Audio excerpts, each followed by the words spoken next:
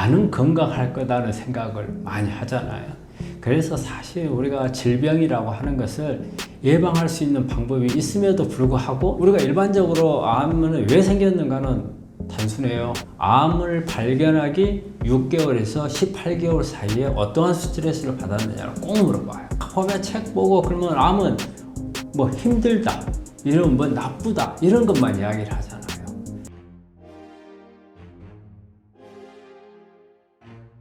자기소개 부탁드립니다.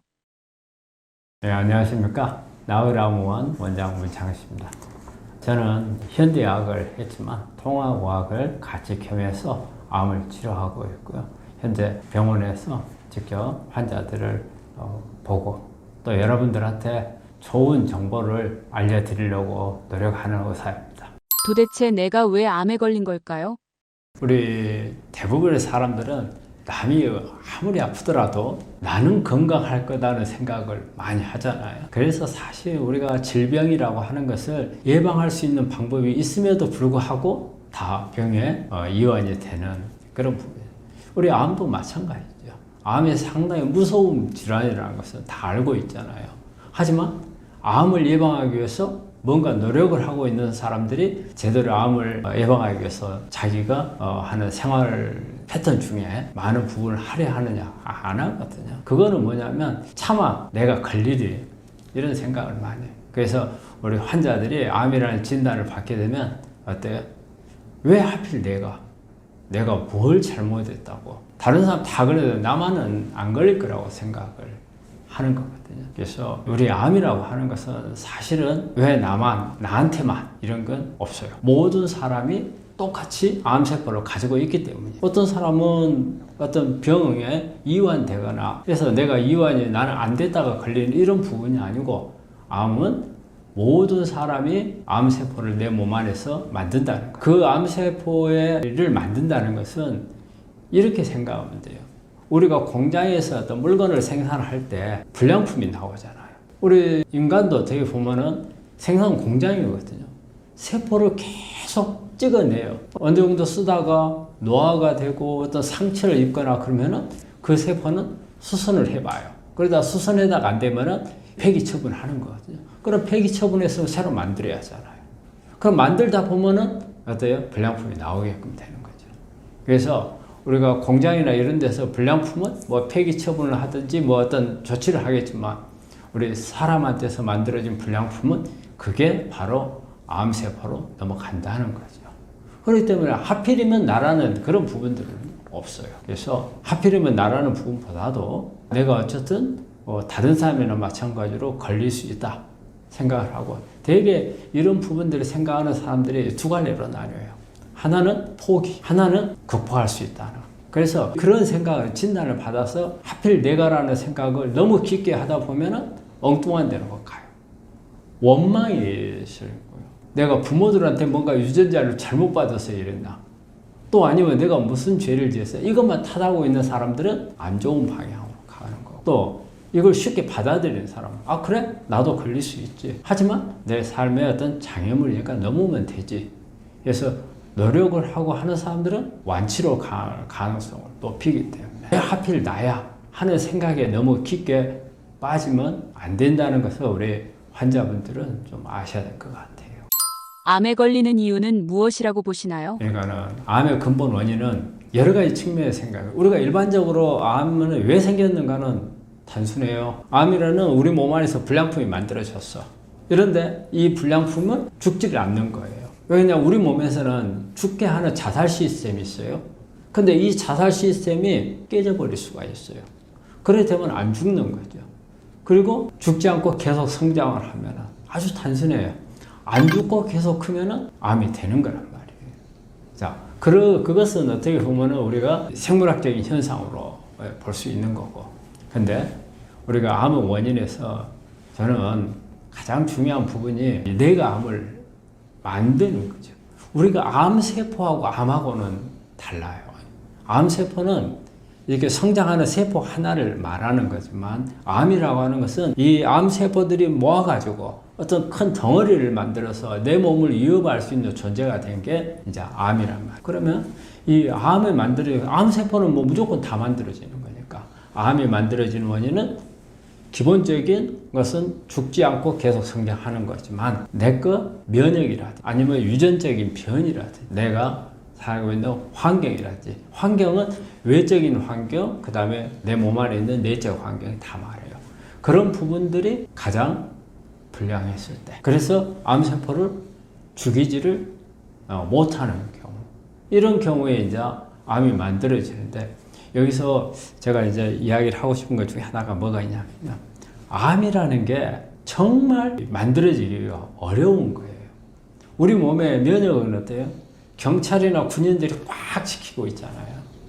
그 다음에 환경이라고 하는 것은 어때요? 우리 몸에 있는 산소라든지 이런 스트레스라든지 이런 부분들이지만 대부분의 사람들은 그 정도까지 그런 환경이 안 돼요. 그 다음에 유전자 변이도 내가 정말 어떻게 해서 저런 유전자가 변이가 왔을까 할 정도로의 변이가 온단 말이에요. 암 환자들은. 그런 부분들이 정말 쉽지 않고 원래 이게 대학 교수들이 암세포를 배양하는 교수들이 있어요. 근데 그 교수들이 어느 정도의 조금 교육을 받아가지고 암세포를 배양하지는 못한대요. 정말 이 암세포를 배양을 할 수 있는 능력이 있는 교수들은 그 분야에서 상당한 고정의 존재들이에요. 그런데 이 암을 배양할 수 있는 환경이 어떤 거겠어요? 우리 몸 안에 있다면 가장 나쁜 환경이라는 거예요. 근데 우리가 바깥에서 실험실에서 그 나쁜 환경을 다 만들어줘야 되는데 그 환경 만드는 게 어렵다는 거예요. 그런데 그 어려운 환경 만드는 것을 우리 환자들은 자기 몸 안에서 만든 거란 말이에요. 박사들보다 더 똑똑하게 만들어버렸다는 거예요. 그래서 이런 부분들이 어떻게 보면 자기 자신의 탓인 그런 부분이죠. 그런데 그런 부분들이 같이 감염이 됐을 경우에 이렇게 이제 암이 만들어지는 거고 또 하나 있어요. 사실 우리 동물들에 비해서 인간이 암이 많아요. 동물들은 단순해요. 심리적인 부분이 아주 단순하거든요. 강아지들 보면 그래요. 쟤한테 적군이면은 컹컹 짖고 아니면은 그냥 뭐 꼬리치고 하지만 그 중간이라는 게 잘 없잖아요. 그런데 인간은 그렇지 않아요. 심리적인 부분이 많아요. 그래서 저는 우리가 암을 생각할 때 심리적인 부분에 암이 있다고 생각을 해요. 그래서 말이 그래요. 암은 정신세계의 정신분열증이라고. 육체에 있어서는 육체의 정신분열증이고 그 다음에 정신분열증은 심리세계에서 암이라는 거예요. 그래서 암하고 정신분열증하고 이런 관계가 됐지만 이 말은 암이라는 것 자체가 아주 심리적인 부분하고 관련이 많이 있고 그런 심리적인 부분이 영향을 주는 부분이 뭐 스트레스라든지 아니면은 본인의 생활 습관에도 심리적인 부분이 작용을 하잖아요. 그 다음에 우리가 음식 습관이라든지 이런 것도 어떻게 보면 심리적 부분으로서 작용을 해서 내가 안 좋은 것만 먹게 된다든지 그런 부분들이 다 관여하기 때문에 암은 심리적인 원인에 의해서 만들어진다는 이런 표현을 할 수도 있어요. 암 환자들의 공통점은 무엇인가요? 제일 많은 것은 스트레스. 제일 1번이 저는 스트레스라고 봐요. 그래서 스트레스는 우리가 암 환자들한테 상담을 할 때 가장 기본적으로 체크하는 것 중에 하나가 암을 발견하기 6개월에서 18개월 사이에 어떠한 스트레스를 받았느냐를 꼭 물어봐요. 그런데 되게 그때 보면은 스트레스가 있던 사람들이 많아요. 그래서 뭐 금전적인 스트레스라든지 뭐 가족을 잃은 스트레스 아니면은 어떤 사랑을 하다가 깨졌다든지 이혼을 했다든지 뭐 이런 스트레스가 있는 경우가 참 많더라는 그런 부분이 있고 그래서 이런 스트레스라는 부분이 어떻게 보면 대부분의 사람들한테 공통적인 부분으로 작용하는 것 같다는 생각이 들고 또 하나는요 음식인 것 같아요. 음식을 어떻게 먹느냐 되게 우리 환자들이 음식을 보면은 이 사람이 암이 안 걸리면 이상하겠구나 이런 생각을 할 정도의 그런 음식을 먹는 사람들이 많아요. 그리고 음식 습관이라든지 이런 부분 그래서 음식하고 관련된 부분 그 다음에 스트레스 이 두 개가 저는 이제 가장 큰 공통점이라면 그런 부분들이 있는 것 같아요. 암으로 죽기 힘들다던데 맞나요? 그렇죠. 사실 이 이야기는 우리 환자들한테 뭔가 환자들이 나는 나을 수 있어 하는 생각을 할 수 있어야 하잖아요. 그런데 주변에 다 보면 책 보고 그러면 암은 뭐 힘들다 이런 뭐 나쁘다 이런 것만 이야기를 하잖아요. 그래서 저는 그 생각을 해요. 사실 우리가 지금 현대 이전에 한 30년, 40년 전에는 정말 더 그랬고, 뭐 암은 거의 일단 진단 받으면 내 이제 죽나? 이런 생각을 할 정도였어. 그래서 그 당시에는 개념이 뭐냐면 암은 불치병이다 이렇게 생각을 했어요. 한번 걸리면 끝난다 이런 생각을 많이 했는데, 그래서 그동안에 많은 연구를 하고 이 치료법을 발전시키고 해서 최근에는 생존율이 많이 높아졌어요. 그래서 요즘에는 생존율이 어떤 암은 뭐 90%, 95%까지 가는 암도 있고, 평균적으로 보면은 한 73% 정도 된다고 해요. 그러면은 10명에 7명 이상은 암으로 인해서 잘못되지는 않는다는 뜻이거든요. 예전에 몇십 년 전에는 한 40% 정도예요. 그러면 10명 절반이 넘게 안 좋아지니까 이건 목숨을 담보로 하는 질환이구나 이렇게 생각할 수 있는데, 요즘에 와가지고는 그런 부분들은 이제 아니고, 그래서 요즘에는 말이 바뀌어서 암은 만성질환이다. 그러니까 낫진 않지만 계속 끌고 가는 이런 병이라고 생각하는 경우가 있는데, 자, 앞으로 이제 미래를 한번 보죠. 미래에는 아마 이런 날이 올지 싶어요. 우리가 예전에 항생제가 발견되기 전에는 이런 감염성 질환이 치명적인 경우가 많았어요. 우리 옛날 그 조선실록에 보면은 왕들이 등창, 세조대왕도 등창이 생겨가지고 사망을 했잖아요. 그러면 그런 감염으로 인해서 사망한 경우가 많았는데, 요즘에 어디 곪아가지고 그것 때문에 사망한다 소리 잘 나오진 않잖아요. 그리고 우리가 결핵 같은 경우, 우리가 1950년대 우리가 일제시대 때라든지 이럴 때 보면은 정말 잘 못 먹고 생활 환경도 안 좋고 하다 보니까 결핵이 많았잖아요.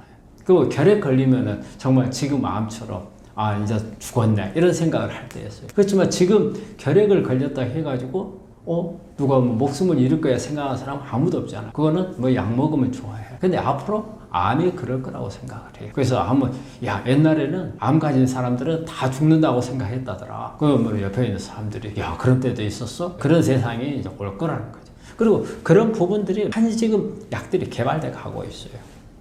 약들이. 그래서 우리가 놀랄 정도로 깜짝깜짝 놀랄 정도로. 요번에 코로나 앓고 나니까 어때요? 백신을 만들어가지고 코로나 우리 환자들 예방접종을 많이 했잖아요. 이걸 요즘에는 암치료법에다가 적용을 해가지고 맞춤형으로 그 한 사람의 암을 만드는데, 이 RNA를 하면은 우리가 카티라는 방법이나 이런 것은 상당히 금전적으로 비싸게 치는데, RNA를 이용한 방법 같으면 가격도 그리 비싸지 않으면서도 할 수 있는 방법들이, 이런 방법들이 나오게 되면은 그때는 정말 방금 이야기했듯이 예전에는 암 가지고 이 목숨을 잃고 그런 적도 있다더라 이런 말을 할 때가 오지 않겠나. 그래서 앞으로 첨단한 방법들이 많이 나오니까 우리 환자분들 지금 너무 미래를 어둡게 보시지 말고, 저는 우리 환자한테 그래요. 앞으로 이런 방법이 나오니까 그때까지 무슨 방법을 써서라도 악착같이 버텨라. 저는 이런 말 하거든요. 그래서 우리 환자들한테 그런 희망적인 부분이 있다는 것을 말씀드리고 싶어요. 사망률이 높은 암은 어떤 암인가요? 암 종류로 보자면은 간암, 그다음에 췌장암, 그다음에 난소암, 그다음에 이제 뇌암, 이런 부분들이 좀 매우가 안 좋다고 볼 수 있죠. 그리고 이제 좋은 암에 속하는 것은 갑상선 암은 거의 요즘에는 암 통계에서도 빠질 정도가 됐으니까. 그런데 갑상선 암에 대해서는 다시 생각을 해야 돼요. 애우가 좋은 암은 맞아요. 하지만 남성들이 갑상선 암을 앓았을 때는 애우가 안 좋은 암이에요. 그러니까 우리가 갑상선 암은 무조건 좋아. 그러니까 갑상선 암에 걸렸더라도 좀 두고 보지 뭐 해가지고 뭐 방치해버리고 하는 이런 부분들이 좀 있기도 하고 그러는데, 특히 남성들이 앓는 갑상선 암은 좀 더 악성이기 때문에 적극적인 치료를 필요하는 그런 부분들이 있고, 그리고 이제 예후가 좋은 암 중에 보면은 우리가 이제 유방암이죠. 유방암은 거의 5년 생존율이 90%가 넘어요. 하지만 유방암 중에서 3중 음성 유방암이라든지 몇 가지 유방암 그 서브 타이틀에서 보자면 몇 가지 암들은 그런 거 아니에요. 3중 음성은 상당히 예후가 받지 못하는 암이거든요. 그래서 같은 유방암이라 해도 차이가 난다는 거죠. 근데 우리 환자분들이 그런 부분들을 구분을 해가지고 이렇게 하셔야 되는데, 유방암? 그건 뭐 통계적으로 보니까 10명에 7, 8명은 좋아진대. 수술 받고 항암 방사선하고 나면 괜찮을 거야. 이런 방심은 아니라는 거죠. 거기 내가 그러면 그 중에서 어떤 타입이냐, 이걸 잘 봐가지고서 안 좋다면 좀 더 적극적으로 해야 되는 거고, 그걸 경중에 맞춰서 해야 되는 거고. 그리고 보면은 그 자궁암이라든지 이런 부분들이 그래도 조금은 예후가 좋은 암이라고 볼 수 있죠. 그런데 그건 암종별로 본 거고 실제 암이라는 것은 고추고도 암이거든요. 특히 우리가 원발암 전혀 여기에서 뭐 이 전이가 주변에 림프 조직이라든지 퍼지지 않는 원발암만 있는 경우에는 그런 대로 예후가 있지만 어쨌든 진행된 암으로 발견됐을 때는 이 암종에 무관치 않다는 거. 어쨌든 진행이 됐다는 것은 그 암이 가지고 있는 성질보다는 좀 더 고약해진 상태가 됐다는 거기 때문에 어떤 암을 앓고 있느냐 많이 중요한 게 아니고 어느 시기에 발견을 했느냐. 그 다음에 또 하나가 있어요. 유전자를 봐가지고 어떤 유전자들이 문제를 일으켰느냐가 또 중요해요. 예전에는 암 치료하는데 지금까지도 그렇죠. 유전자에 대해서 별 그렇게 관심이 없어요. 그리고 유전자라고 하면은 우리가 대학에서 표적 치료제를 찾기 위해서 검사를 한다 이렇게만 생각을 해요. 그런데 그렇지 않아요. 유전자를 보면은 이 암이 어떤 성질을 가지고 있고 앞으로 전이가 될 건지 재발이 될 건지 얼마만큼 빨리 클 건지 예후가 어떨지에 대한 많은 정보들을 주고 있거든요.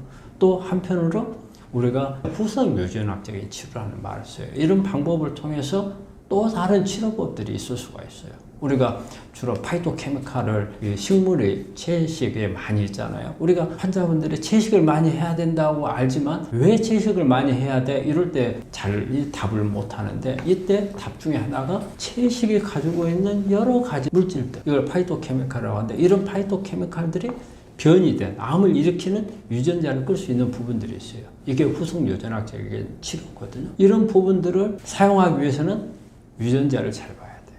그러면 그런 유전자들이 어떤 상태이냐가 또 영향을 줄 수 있는 그런 부분들이 되는 거죠. 그래서 우리 암을 치료할 때 예후가 좋은 암, 나쁜 암은 암종별로만 가지고 볼 것은 절대 아니라는 겁니다. 그런 세부적인 것까지 다 분석을 해서 보면 자기 암에 대해서 판단이 되고 내가 어떻게 치료해야 되는 것까지도 나올 수 있어요.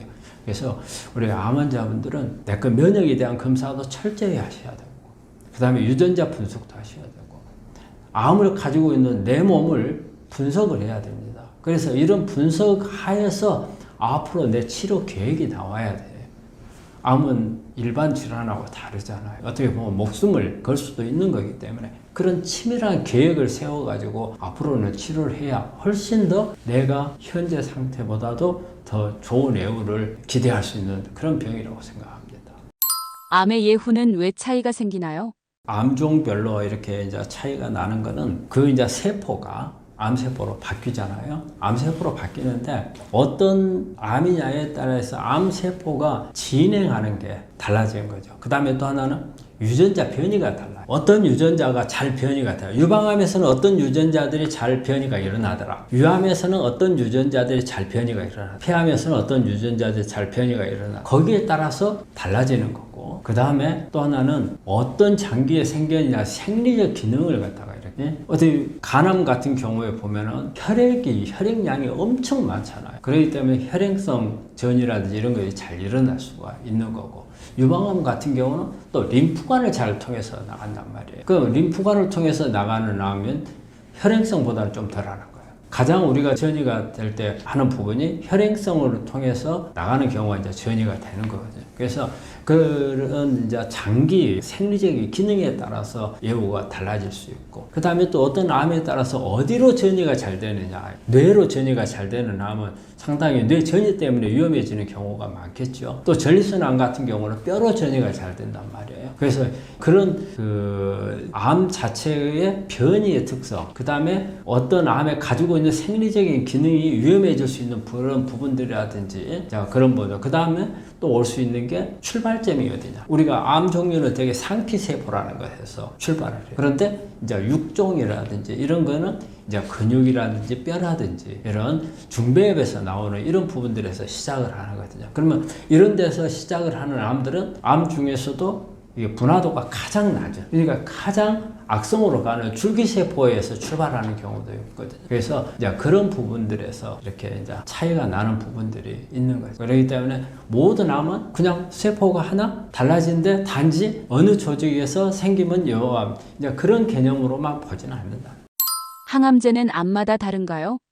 일률적이진 않아요. 그렇지만 이제 범용으로 여러 암에 사용하는 것들이 있고, 그 다음에 그 암에만 특이하게 잘 듣는 암들인데, 보통 우리가 일반적으로 쓰는 세포독성 항암제. 세포독성 항암제라는 것은 말 그대로 가서 세포를 갖다가 파괴시키는 이제 그런 것을 이제 세포독성 항암제라고 하는데, 세포독성 항암제는 대개 여러 개 암에 쓸 수 있는 그런 범용성을 가지고 있는데, 이제 그렇지만은 특별하게 어떤 약이 어떤 암에 잘 듣더라 하는 이제 그런 부분들은 있어요. 그래서 세포독성 항암제는 딱 거기에 맞춰만 쓰는 것은 그렇게 많지는 않아. 그 범용으로 사용하고. 그런데 이제 표적치료제가 좀 다르죠. 표적치료제는 보면은 유방암 같은 경우는 호르몬에 민감한 암 경우잖아요. 그렇기 때문에 이제 이런 거는 이제 거기에만 맞춰진 호르몬을 억제하는 이제 이런 표적 치료제 약제들이 있고, 그 다음에 이제 장기별로 그 생리적인 기능에 의해서 많이 발현되는 유전자들이 있어요. 그런 유전자들이 변이가 일어났을 때 가장 그 변이에 의해서 암에 가장 영향을 많이 주는 그런 유전자, 이런 유전자들을 타겟으로 하는 약들이 있거든요. 그래서 표적 치료제는 되게 장기별로 이렇게 다 다르거든요. 그래서 어떤 항암제나 표적치료제나 그 다음에 요즘에 나오는 면역항암제도 마찬가지로 약간의 보면 장기별로 특이성을 가지고 있고, 그리고 이제 일반적으로 세포독성 항암제는 범용으로 사용하는 게 많고 그렇죠. 암세포는 언제 암이 되나요? 암세포는 기능이 없는 세포예요. 암세포는 어떻게 보면 정상세포는 정상세포 안에 수많은 핵도 있고 미토콘드리아도 있고, 그 다음에 이게 라이보솜도 있고, 그런 세포 안이 하나의 세상이고, 그 안에서 모든 생리 반응, 에너지도 만들고 하는 시스템이 다 갖춰져 있어요. 근데 암세포는 그런 게 별로 없어요. 그러니까 이걸 바깥으로 딱 끄집어내는 순간은 암세포는 정말 비실비실한 게 암세포예요. 그래서 어떻게 보면 인체에서 정상세포는 다 성장하도록 옆에서 도와주는 기능을 하고, 우리 생리 기능이 다 도와주잖아요. 근데 암세포는 어떻게 보면 어떻게 해서든지 우리 몸에서 이걸 죽이려고 하는 거잖아요. 그러니까 가장 어렵게 크는 게 암세포란 말이에요. 그러니까 암세포는 정상적인 환경에서는 살지를 못해요. 그런데 암세포가 정말 이게 하나가 둘 되고 두 개가 네 개 되고 해서 막 덩어리가 이제 커지면은 나중에 내가 암이요 하고 이렇게 이제 튀어나온단 말이에요. 이렇게 될 때까지 얼마만큼 힘들겠어요. 그러니까 이렇게 생각하면 돼요. 내가 내 몸의 컨디션이 좋으면 암세포는 꼼짝 않고 있어요. 어디인가 숨어가지고. 왜? 튀어나가면 죽으니까 숨어 있는 거예요. 그런데 이제 어느 때 이제 이게 기회를 찾을 거예요. 제일 1번이 내 거 면역이 떨어질 때. 내 거 면역이 떨어질 때 어때? 이제 내가 세상에 나가도 면역 세포들이 나를 공격을 못 할 거야. 그러면 그때 크는 거야. 그 다음에 어때요? 또 어떤 경우가 있어요? 환경이 내가 크기 좋은 환경이 됐을 때.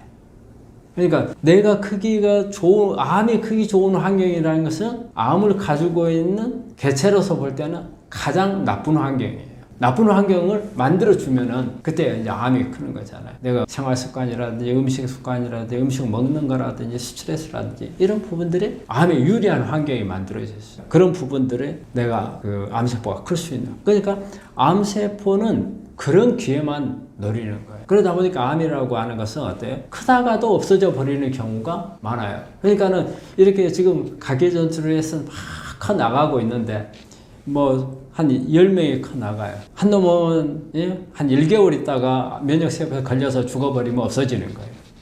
또 한 1년 있다가 잘 커 나가다가 또 환경이나 면역에서 걸리면 또 죽는 거예요. 그러니까 암이 하나 만들어져서 바깥에 암이라는 진단을 받을 때까지 걸리는 기간이 10년에서 15년 정도 걸리거든요. 그러면 그동안에 이게 안 걸리고 기회를 잘 타가지고 해서 커 나왔다는 거잖아요. 그러니까 이 암세포는 말이 그래요. 기회가 됐을 때가 바로 이런 면역이라든지 이런 부분 때 다 안 좋을 때, 내 컨디션이 안 좋을 때, 그때 크는 거고, 내가 컨디션이 좋고 할 때는 항상 어느 구석에 숨어서 안 커요. 그 증거가 있어요. 우리가 암이 아닌 질병이나 어떤 사고로 해서 죽은 사람들을 부검을 하잖아요. 부검을 했는데 보면 암이 있는 경우가 있어요. 근데 발견이 안 됐어요. 그리고 우리가 그 전에 그 논문을 하나 보면은 그때 제가 이런 논문을 본 적이 있어요. 전립선. 이게 이제 그 사고로 죽거나 이제 그 정상적으로 이제 노화돼서 이렇게 사망을 하는 사람들의 전립선을 부검을 해가지고 보니까 한 75%에서 암세포나 조직들이 있더라는 거예요. 근데 이게 우리가 암이라는 진단에 발견되지 않은 것들이에요. 그래서 그런 부분들이 뭐 1mm짜리도 있을 수 있고 0.1mm짜리도 있어요. 그래서 커 나와서 이게 1cm가 됐을 때 발견이 되는 건데 그렇게 0.1mm짜리도 숨어서 기회를 노려가지고 때가 되면 1cm가 될 수도 있는 거고 그러다가 또 면역에 걸리면 죽어버리는 거고 그래서 이 암이라고 하는 것은 기만 노린다. 그러니까 우리가 암에 안 걸리려면 그 기회를 없애야 돼. 그럼 항상 그 기회가 만들어지지 않도록 내 몸 관리를 해야 된다는 거죠. 이거는 이제 암을 예방하는 차원에서도 이야기가 될 수 있겠지만 또 우리가 암 환자는 나중에 재발되거나 전이 되지 않도록 하는 게 또 예방이거든요. 그런 차원에서는 그런 부분들이 암세포는 내가 내 컨디션이 나빠질 때만 기다리다가 큰다는 거예요. 그러니까 항상 내 몸 관리를 잘해야 된다는 뜻이죠. 암이 살기 어려운 몸은 어떤 환경인가요? 내 몸에서 암이 살기 어려운 환경이 어떤 거겠느냐. 첫 번째는 나는 스트레스가 1번으로 없어야 된다는 거예요. 스트레스 없는 생활이 가장 중요한 것 같아요. 우리가 일반적으로 이게 암을 치료할 때 스트레스를 어떻게 조절할 것인가 이런 부분에 대해서는 치료 개념에 빠져 있는 경우가 많아요. 그런 부분들을 저는 절름발이 치료라고 생각을 해요.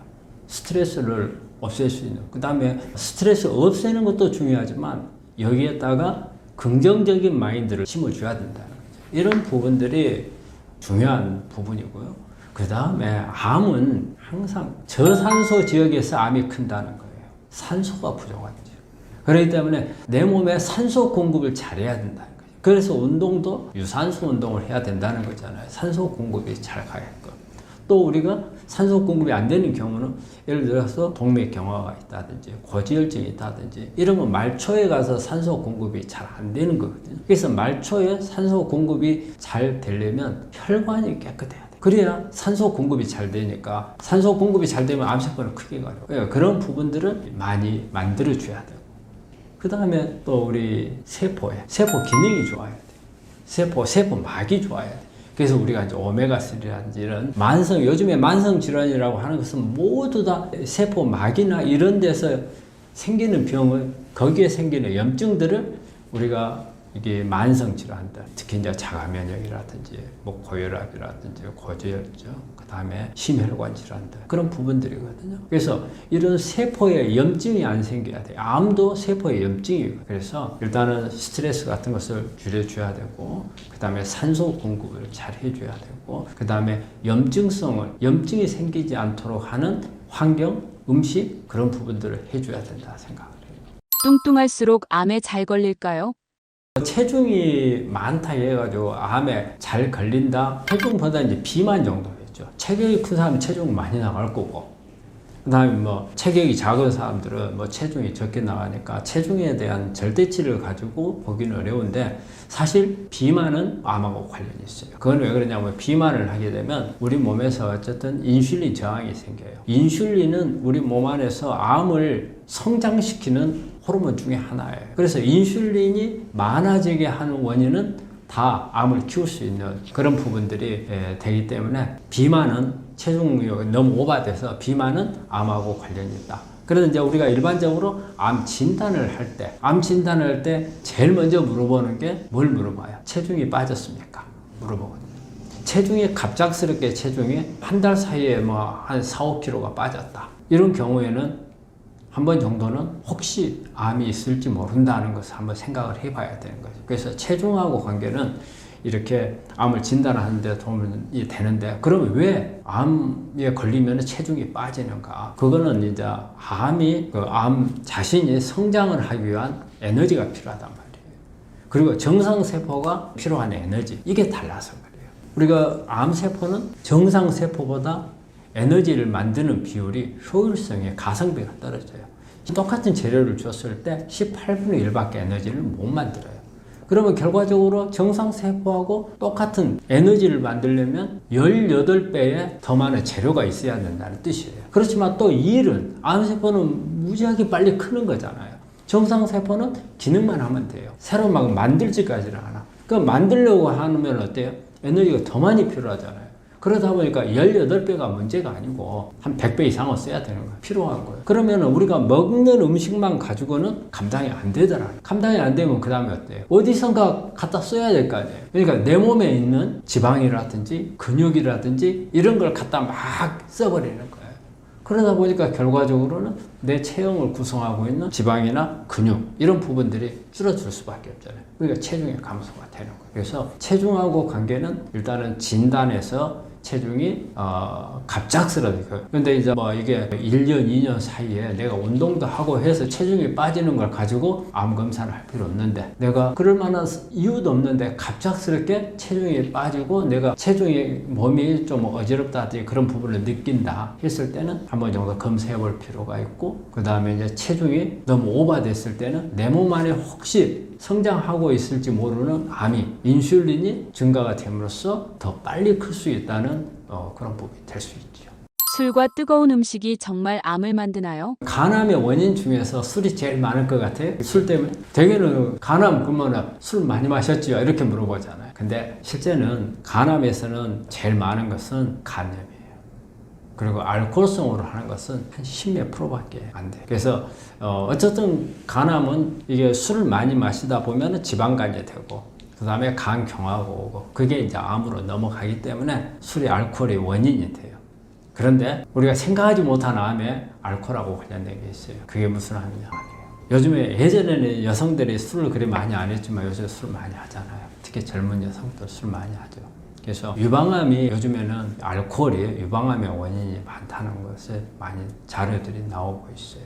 그래서 젊은 여성들이 유방암 예방을 하기 위해서는 가능한 술을 많이 안 마셔야 된다. 특히 유방암이 있는 가족력이 있는 사람들이 있잖아요. 뭐 어머니가 뭐 유방암이 있었다든지, 또 뭐 브라카 유전자가 양성으로 뜬다든지, 이런 부분들이 있는 가족력이 있는 사람들은 더 걸릴 수 있는 가능성이 있고, 그 다음에 뭐 어떤 치밀 유방이 있다든가 이런 부분에서도 영향을 줄 수 있기 때문에 알코올은 저는 유방암을 걸릴 수 있는 여성들이 더 술에 대해서는 조심을 해야 된다. 그런 부분을 생각하고, 식도암이라든지 위암이라든지 이런 데도 영향을 줘요. 그런 경우는 되게 이제 염증을 유발을 하기 때문에 그런 부분에서 영향을 줄 수 있는 부분들이 있고, 그 다음에 이제 알코올하고 우리 뜨거운 음식이 제일 잘 걸리는 암은요, 구강암, 그 다음에 비인두암, 그리고 식도암이에요. 뜨거운 게 지나가면서. 그래서 우리 중국 사람들이 인후암이 많아요.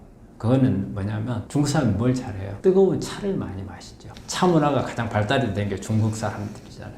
그래서 중국 사람들은 아주 뜨거운 이 차들을 마시는 그런 경우가 있고, 또 이게 아이슬란드나 이런 데 가면은 소고기를 구워서, 그래서 뜨거운 거. 이런 경우에 뜨거운 것은 이제 그런 암에, 그래서 구강암, 그 다음에 비인두암, 그 다음에 식도암 이런 데 영향을 주는. 그래서 너무 뜨거운 것을 먹는 것도 좋은 습관은. 담배는 정말 폐암에 치명적인가요? 그러니까 우리가 폐암이 무조건 우리가 이제 그 담배 때문에 영향을 준다는 게 이제 가장 많은데, 그렇죠. 담배가 영향을 가장 많이 주지만 그 외 요소들도 많아요. 그 외 요소들이 뭐냐면 우리 그 성면 같은 거 있죠. 그 다음에 진폐로 인해서 성면이 발암물질이잖아요. 근데 우리 옛날에는 뭐 우리 저 슬라브 지붕이 있잖아요. 근데 거기다가 슬라브 갖다가 고기 구워 먹고 했죠. 불판으로 써가지고. 그 성면이에요, 성면. 그래서 이게 사진 찍어보면 성면으로 인한 암은 표시가 나요.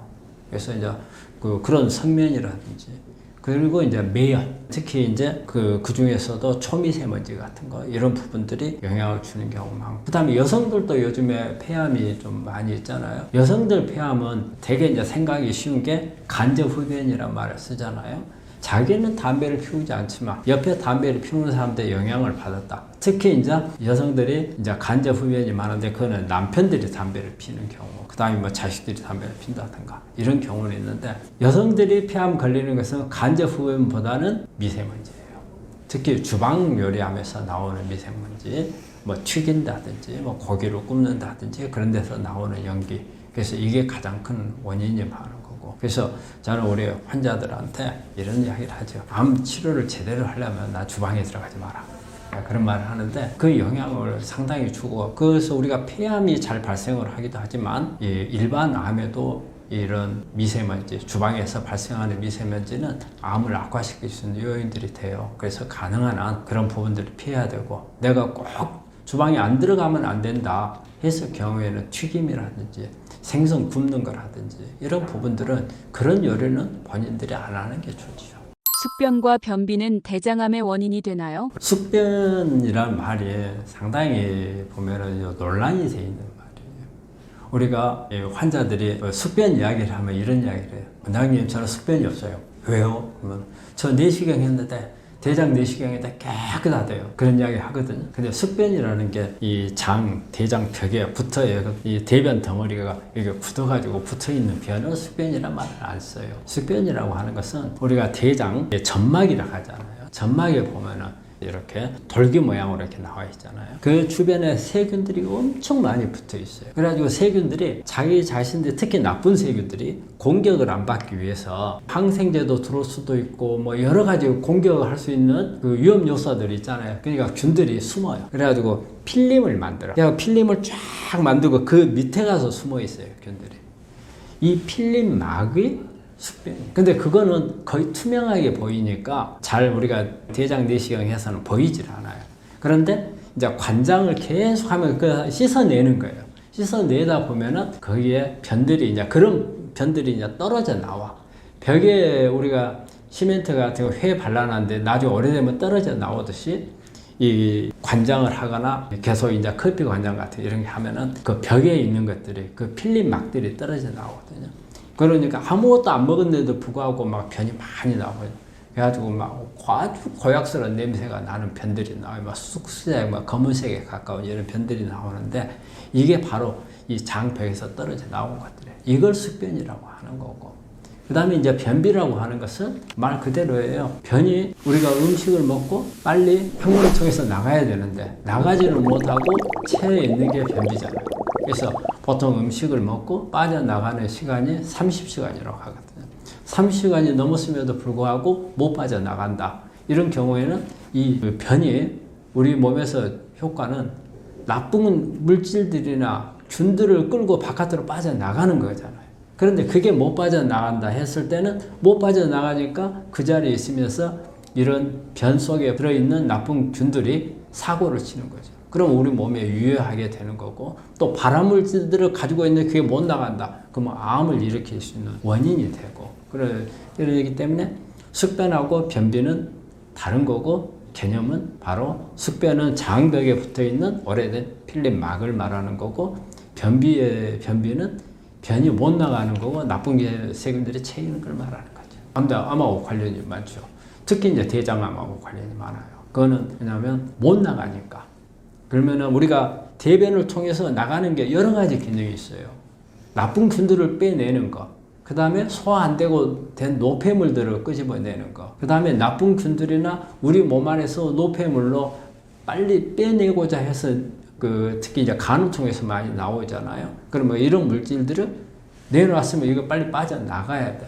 그런데 못 나가니까, 못 나가게 돼서 이게 만성적으로 어쩌다 한번 그런 경우는 상관이 없어요. 그런데 항상 체에 있는 경우에는 이런 발암물질들, 우리 몸에서 이미 배설돼버린 물질들이 다시 몸 안에 들어오거나 했을 때는 내 몸의 환경이 나빠지고 이게 암을 걸릴 수 있는 원인 요소로 작용을 한단 말이에요. 특히 가장 영향을 많이 받는 게 바로 대장에 있는 점막 세포들이 가장 먼저 영향을 받을 거 아니에요. 그래서 거기서 암이 잘 만들어지죠. 그래서 발암물질들을 못 빠져나가게 막아서 이 발암물질들이 활동하는 시간이 길어지기 때문에 암이 생기는 거고, 가장 1차적으로 대장벽에서 제일 많이 생기다. 그래서 대장암이 제일 영향을 많이 받는 거죠. 암에 걸리기 쉬운 직업이 따로 있나요? 직업별로 이래 보자면은 특히 스트레스 많은 직업이 제일 많은 것 같고, 그 다음에 긴장을 유도하는 직업들이 있죠. 그러니까는 되게 이제 이거 전문직들이 많아요. 전문직들이 많아서 특히 이제 이거 어떤 딱 직업이라고 말하기는 참 뭐하지만은 예를 들어가지고 이렇게 컴퓨터 IT 이렇게 개발하는 사람들 보면 정말 신중에 신중을 기하고 막 이런 부분들이 있잖아요. 이런 것에 한 사람들이 성격이 좀 소심해져요. 세심해지고. 그러다 보면은 이런 부분들이 전부 내 안에 스트레스로 작용을 해요. 그래서 이런 직업이라고 하는 것은 우리가 잠깐 뭐 몇 개월 근무하는 것을 직업이라고 말하지 않잖아요. 막 몇 년, 몇십 년 동안에 하는 것을 내가 업으로 살았던 것을 직업이라고 하니까 그 직업의 특성이 그런 스트레스가 많거나 아니면은 어떤 사람을 소심하게 만들어 이런 부분들이 이런 직업이 암을 발생하는 영향을 많이 주는 것 같고 그리고 또 하나는 움직이지 않는 직업. 움직이지 않는 이런 직업을 가지고 있는 사람들이 앞으로 암에 걸릴 수 있는 가능성이 많고요. 그리고 이제 그 외에는 어떤 발암물질들하고 접촉할 수 있는 것. 특히 이제 중금속이라든지 이런 데는 어때요? 뭐 오폐수장이라든지 아니면은 이런 매연이 많은 공장이라든지 그리고 어떤 낙후된 시설 속에서 아까 말했듯이 성면 같은 거 이런 부분들의 이런 환경이 나쁜 이런 환경에서 생활해야 되는 그런 직업을 가지고 있는 사람이라든지 이런 사람들이 암에 잘 걸릴 수 있는 거고 그 외에는 보면은 특히 이제 또 이런 부분들이 환경 호르몬을 많이 취급하는 사람들 환경 호르몬을 취급하는 사람들이 어때요? 특히 이제 뭐 용기를 같은 거 많이 플라스틱 용기 같은 거 많이 만드는 데라든지 그 다음에 또 하나는 전자파가 많은 거. 그래서 요즘에 보면은 그 반도체 회사 같은 데서도 백혈병이 많이 발생한다고 해서 직업병으로 판정을 받고 하잖아요. 그런 부분들. 그러니까 그런 특정 직업을 가지고 있는 사람들이 암 발생이 높은 직업이라고 보시고 그래서 이제 저는 이제 우리 환자들 오면 꼭 직업을 물어봐요. 그럼 어떤 사람들이 왜 물어봐요? 그러니까 사무직 그러면 말을 바꿔요. 직업이 뭡니까 물어보다가 사무직입니까 생산직입니까 또 바꿔서 물어보고 그러면 이제 뭐 그거는 말해주기가 좋잖아요. 직업을 물어보면 싫어하는 사람들이 제법 많아요. 왜 물어봐요? 근데 사무직이다면 그러면 스트레스가 많습니까?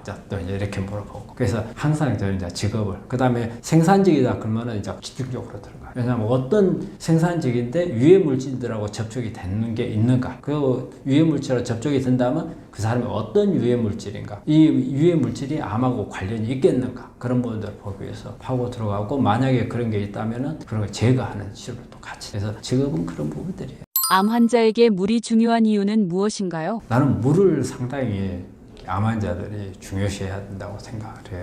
그래서 물에 대한 강의를 참 내가 많이 했는데 물은 중요한 게 우리가 세포 안에서 물을 말하는 거예요. 그러니까 우리가 물을 많이 마시라 하잖아요. 우리 암 환자한테 물을 하루에 1.5에서 2리터를 마시라 하거든요.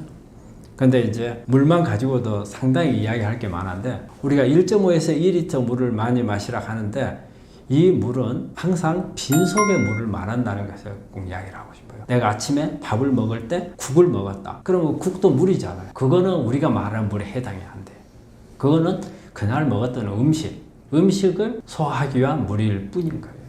그리고 여기서 말하는 물은 뭐냐면 정말 내 몸에 순수한 물을 공급해 주는 것을 말하는 거예요. 그러면은 왜 물이 중요하냐? 물은 우리가 집안에서 필요한 물하고 내 몸 안의 세포에서 필요한 물은 똑같은 기능을 해요.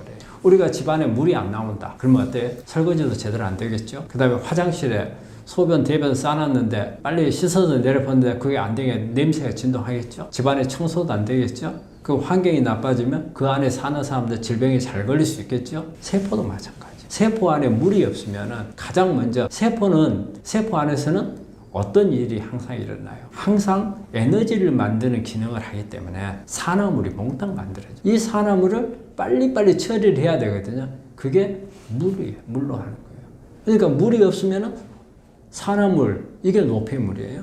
이게 쌓이게 되면 이 산화물이 여러 주변에 있는 세포벽도 때려서 세포벽을 손상을 시키고 그 다음에 안에 미토콘드리아도 파괴를 하고 그 다음에 핵을 파괴를 하면은 돌연변이가 일어나서 이게 암으로 넘어가는 거예요. 물이 있으면은 그런 부분들 빨리빨리 씻어서 바깥으로 꺼내버렸을 거 아니에요. 그러면 그러지 않아요. 그렇기 때문에 물은 가장 최종적으로 우리 몸 안에서 필요한 목적지는 바로 세포 안의 물이에요. 그런데 우리가 그래서 이런 경우는 세포 탈수란 용어를 써요. 그런데 탈수라고 하면 우리는 제일 먼저 생각하는 게 목마르는 걸 생각하잖아요. 근데 목마르는 것은 우리가 갈증을 느끼는 것은 세포의 갈증이 아니에요. 우리 혈관에 있는 혈액의 농도가 높아지면 우리는 그걸 갈증으로 느껴요. 그래서 그때 물을 마시는 거예요. 그래서 그 갈증은 그 탈수는 물만 마시면 해결이 돼요. 그런데 세포의 물은 우리가 마시는 물 가지고는 절대 해결이 안 돼요. 들어가지는 못해. 그럼 어떻게 들어가요? 이 물을 끌고 들어갈 수 있는 매개체가 있어야 돼요. 물은 세포 안에 그냥 들어가지 못하거든요. 만약에 물이 세포 안에 그냥 들어갈 수 있다면 우리 세포는 다 터져버려요. 터져가지고 파괴가 돼버려요. 왜 안 돼요? 그런데 우리가 물을 끌고 들어가는 매개체가 칼륨이에요. 칼륨. 그래서 그 칼륨을 많이 들어있는 음식을 넣어주게 되면 이게 들어가면서 물을 공급을 해주는 거예요. 그래서 우리가 환자들이 물을 많이 마셔라 하잖아요. 그리고 물만 마셔도 어느 정도 암을 치료하는데 큰 역할을 한다는 것은 정상세포가 그렇게 해서 정상세포가 물이 없어서 환경이 나빠지면 암세포로 전환되는 거거든요. 예, 그렇지 않게끔 물이 많으면 막아주는 개념이기 때문에 그래서 기본적으로는 물이 그런 개념으로서 가장 중요하고 또 물은 어떻게 보면 중성이거든요. 우리가 먹는 음식 중에서 영양소를 탄수화물, 지방, 단백질, 미네랄, 그 다음에 비타민, 물 해서 이렇게 영양소를 이렇게 말할 수가 있거든요. 근데 그 중에서 우리가 영양소를 가진 3대 영양소는 다 산성물질이에요. 탄수화물, 지방, 단백질은 다 산성이거든요. 그러면 이것을 알칼리성으로 바꾸려면 알칼리성을 바꿔줄 수 있는 것은 미네랄하고 물밖에 없어요. 그렇기 때문에 미네랄 가지고 다 안 되면 물이라도 충분히 마셔가지고 알칼리로 바꿔줘야 되는데 암은 산성일 경우에 나쁜 성질이 고약해져요. 그래서 물이 그런 부분에서 아주 중요하고 그래서 저는 우리 환자들한테 물은 치료제라는 거. 우리가 물을 약이라고 생각하고 먹는 사람 잘 없잖아요. 근데 물도 약이라고 생각하고 먹어야 된다는 거죠. 물 많이 먹을수록 좋을까요? 그러니까 너무 많이 먹는 것은 또 좀 그렇죠. 그런데 그리고 물을 많이 먹을 수가 없어요. 물을 어느 정도 먹으면 사실은 물을 많이 마시면은 귀찮잖아요. 화장실을 자주 가야 되고 그러니까 적절하게 먹는 게 낫지. 어쨌든 많이 먹으면 우리는 신장에서는 그걸 빼내기 위해서 또 일을 해야 되거든. 그러니까 쓸데없는 물까지 많이 마시는 거. 그리고 물은 맛 자체가 물에 어떤 맛이 없기 때문에 너무 많이 먹으면 안 들어가게 돼 있어요. 근데 이제 습관적으로 하는 사람들이 있기는 있어요. 그런데 적절하게 하루에 필요한 양이 얼마만큼 내 생리적으로 적절한가 그걸 봤을 때 1.5에서 2리터라고 보는 거죠. 그렇게 되면 우리가 컵으로 따지면 우리가 일반적으로 작은 컵이 200cc. 그 다음에 큰 컵이 250cc거든요. 그러면 200cc로 따지면 한 7잔에서 한 10잔 되는가요? 그 다음에 250cc가 아니면 6잔에서 8잔. 그 정도 물 마시면 되는 거죠. 암 잡는 음식을 추천해 주세요. 우리가 표적 항암제라는 말은 그 표적이라는 게 개념이 뭐냐면요. 유전자를 말하는 거예요. 우리 암을 일으키는 변이 된 유전자. 유전자라는 것은 변이가 돼서 그냥 변이만 되면 무조건 암이 되느냐 그게 아니에요. 이 변이된 유전자들이 특히 유전자 중에서 성장을 촉진하거나 그 다음에 암세포를 죽지 못하게 만들거나 암세포에 많은 영양을 공급하게 하는 그런 유전자들이 변이가 일어난 것을 말해요. 그러니까 쓸데없이 막 세포에다가 막 영양분을 막 몽땅 넣어주는 이런 유전자 그 다음에 죽지 못하게 하는 유전자 이런 유전자들이 변이가 일어나면 계속 이제 암이 이제 성장을 하니까 그런 유전자들을 꺼주는 물질들이 있어요. 그래서 우리가 약으로 쓰는 것은 표적치료제. 약으로 나와 있는 것은. 그런데 우리가 일반적으로 암을 일으키는 유전자는 최소한 20가지 이상이라는 거예요. 근데 우리 사람한테 20가지 이상의 표적치료제가 있기도 없어요. 없지만 또 그걸 다 쓰면은 사람은 생명 유지가 안 돼요. 그러면은 우리가 어떻게 해서든지 조금이라도 이런 유전자들이 활동을 못하게 할 필요가 있잖아요. 그래서 우리가 도와줄 수 있는 부분들이 파이토들이에요. 그래서 파이토케미칼들이 이런 유전자들을 억제하는 능력이 있어요. 그리고 이런 부분들은 지금 어떠한 유전자를 어떠한 파이토케미칼들이 조절을 한다는 것은 많은 자료들이 나와 있어요. 그리고 이런 그 파이토케미칼들이 어디에 있어요? 전부 채식에 다 들어있잖아요. 그래서 특히 채식의 껍질 부분에 다 있어요. 왜 식물은 껍질에다가 이런 파이토케미칼들을 뒀느냐? 이게 자기 자신을 지키기 위한 거예요. 우리 사람이나 동물이나 식물이나 다 생명체잖아요. 그러면은 죽지 않으려고 노력하는 것은 다 마찬가지예요. 근데 동물은 도망이라도 가는데 식물은 도망을 못 가요. 도망을 못 가니까 대신에 자기 자신의 껍질에다가 나를 공격하면 나도 너를 죽일 거야 하는 독을 발라놓는 거예요. 그리고 이 독이 많이 먹었을 때는 독이지만 우리 몸에 적절하게 쓰면 이런 변이된 유전자들을 끌 수 있다는 거예요. 그래서 채식은 표적치료제죠. 항암제라는 표현보다도 오히려 표적치료제라는 용어를 쓸 수가 있는 거예요. 그리고 우리가 지금 쓰고 있는 항암제들 중에서 많은 약들이 식물에서 추출한 거예요. 탁솔 같은 경우는 주목나무라든지 이렇게 식물에서 그 독을 갖다가 항암제로 만든 것들도 많아요.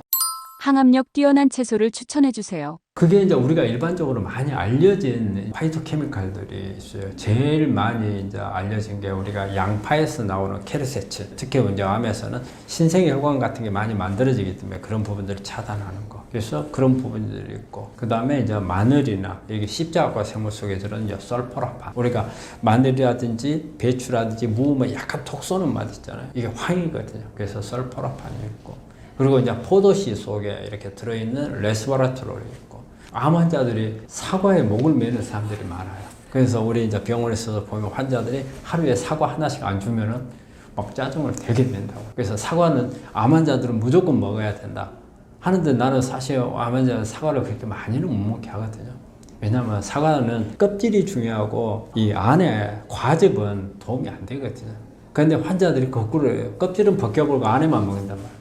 뭐 하나도 안 되잖아요. 근데 사과 속에 중요한 게 있어요. 하나는 피세틴이라는 성분하고 펙틴이라는 게 있어가지고, 특히 피세틴은 케르세틴이나 레스베라트를 마찬가지로 신생혈관을 억제하고 이렇게 암을 일으키는 유전자들을 조절해주는 그런 부분들이 많이 있고, 토마토 속에 보면 라이코펜이라는 비타민 A의 통해 강력한 항산화 물질도 있고, 그래서 이렇게 우리가 주변에서 아주 많이 들어볼 수 있는 뭐 에피젠이라든지, 그 다음에 우리가 베리 종류, 딸기라든지 뭐 블루베리, 뭐 아로니아 이런 것이 들어있는 안토시안이라든지 이런 부분들이 다 파이토케미칼들이에요. 암이 사라지는 과일 섭취법이 있나요? 식물은 저 안에 나무 중간에다가 한가운데다가 독을 만들어 놓으면 내 몸을 못 지키죠. 나를 죽이고 난 다음에 그걸 먹었을 때 죽이는 거잖아요. 그러면 한마디로 나 죽고 너 죽고가 되는데, 중요한 것은 나 살고 너 죽고잖아요. 그러려면 어디에 발라놔야겠어요? 껍질에다 발라야. 껍질을 먹고 너 죽어라 그 말이잖아요. 그거 자기가 살기 위해서는 독을 발라놓은 게 껍질이잖아요. 그러니까 모든 식물은 한마디로 겉에다가 독을 발라놓은 거예요. 그게 우리가 독이라고 하지만 우리가 고상한 용어로 파이토케미칼. 그리고 이 파이토케미칼을 우리가 독이라는 게 말이 그렇잖아요. 많이 쓰면 독이고 적게 쓰면 약이라는 거잖아요. 그래서 마찬가지 식물 속에, 식물에 발라놓은 껍질에 있는 파이토케미칼들이 그래서 껍질에 있는 거예요. 알 속에 있는 게 아니고. 그런데 아까 같이 이 레스버라트롤 같은 경우는 사실은 씨앗 속에 들어있어요. 하지만 대부분은 껍질에 있다는 거죠. 암 재발 전이를 일으키는 행동이 있나요? 일단은 재발 전이라는 것은 암 처음에 발견했을 때는 재발 전이가 없었다는 뜻이잖아요. 원바람만 있었어요. 그럼 이 원바람은 사실은 치료가 어렵지 않아요. 원바람은 우리가 처음에 수술 못해 하면은 원바람이 이미 어디에 뭐 전이가 됐거나 했기 때문에 원바람은 손을 안 대는 거고, 또 하나 원바람이 어려운 이유 중에는 아주 뭐 큰 혈관 옆에 있다든지 아니면 신경 옆에 있다든지 이런 경우에 손대기 어려운 경우를 제외하고는 원바람 자체는 아주 쉬운 암이에요. 그런데 이제 재발 전이를 원바람은 수술하고 항암에서 막아야 하잖아요. 그런데 대개 재발 전이로 되는 경우는 내가 정말 관리를 잘했는데도 가는 사람들도 있지만, 가장 문제점은 저는 볼 때는 방심이라고 생각해요. 그리고 관해라는 말하고 완치라는 말을 해석을 할 줄 모르는 사람들이라고 생각을 해요. 원바람을 수술하고 항암 방사선을 해가지고 교수가 이제 당신 이제 암이 이제 없습니다. 좋습니다. 그 말을 우리가 이제 잘못 해석을 하는 거예요. 환자가 이제 나 다 나왔다. 관해를 완치로 듣는 거죠. 그리고 뭐 가서 이게 암 관리를 어떻게 해야 됩니까? 그러면 아이고 무슨 소리예요. 교수가 그런데 나는 다 나았다 하겠어요. 필요 없어. 근데 사실은 그 교수가 어떻게 보면 그 말을 잘못해 준 거예요. 관해란 말은 완치가 아닙니다 말을 덧붙여 줘야 되는데, 비슷하게 말해요. 좋아졌습니다 이래버리는 거예요. 좋아졌단 말은 암이 안 보인단 말을 해줬어야 되는데, 좋아졌다는 환자가 나았다고 두거든요.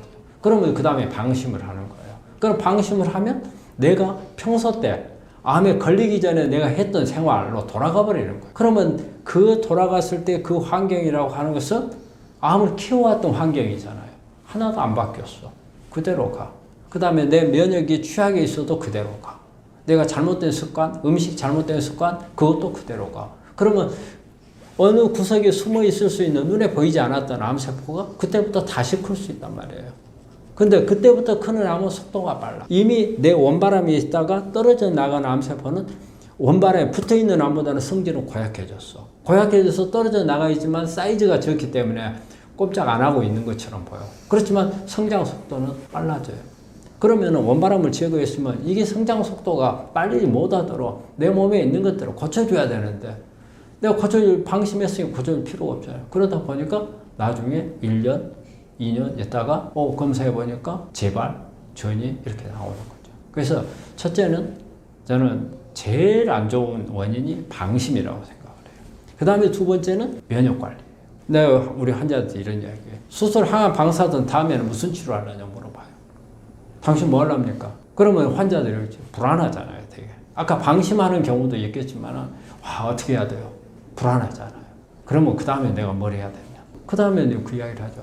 자, 수술 항암 방사선 끝나고 나면 당신 몸에 당신 암을, 세포를 잡아줄 수 있는 것은 뭐냐? 죽여줄 수 있는 건 뭐냐? 내가 가지고 있는 면역 세포밖에 없는 거예요. 그런데 암에 걸리기 전에는 내 면역 세포들이 뭔가가 일을 잘 못했어. 그 다음에 기능이 떨어졌어. 그렇기 때문에 암이 컸단 말이에요. 그런데 그래서 암이 발견돼서 일단 급하게 수술하고 항암 방사선에서 꺼놨으면 눈에 보이지 않는 암세포들이 있을 수 있으니까 그 다음에는 뭘 강화를 해야 돼요? 그러니까 면역 강화를 하고 면역 강화를 하려면 먼저 면역 검사를 해야 하잖아요. 검사를 해가지고 뭐가 면역 중에 잘못됐는지 파악을 해가지고 개선해야 되는데 그런 부분들이 소홀히 했던 그런 부분들. 그 다음에 또 볼 수 있는 것은 생활 습관을 못 고치는 거예요. 이라고 하는 것은 여러 가지죠. 음식도 생활 습관이요. 그 다음에 내가 어떤 이 일상생활하는 패턴도 마찬가지요. 운동이라든지 이런 부분들이 다 그 안에 포함이 됩니다. 그런 부분들이 잘못됐다든지, 그 다음에 이제 음식이 이런 부분들이 잘못됐다든지, 예. 그런 부분들이 재발 전이를 하는데 일조를 하는 거고. 근데 참 안타까운 것은 우리 환자들이 그런 부분들을 쉽게 할 수 있는 것들이었잖아요. 이런 것들이 다 모으면은 재발하고 전이 되는 것을 막아줄 수 있는데 우리가 뚝이 무너지고 나서 뚝을 다시 쌓으려면 엄청 힘들잖아요. 그런데 무너지지 않게 하는 것은 쉽잖아. 근데 그거를 안 하는 게 참 안타까운 거예요. 그래서 우리 환자들한테 내가 맨날 알아야 된다.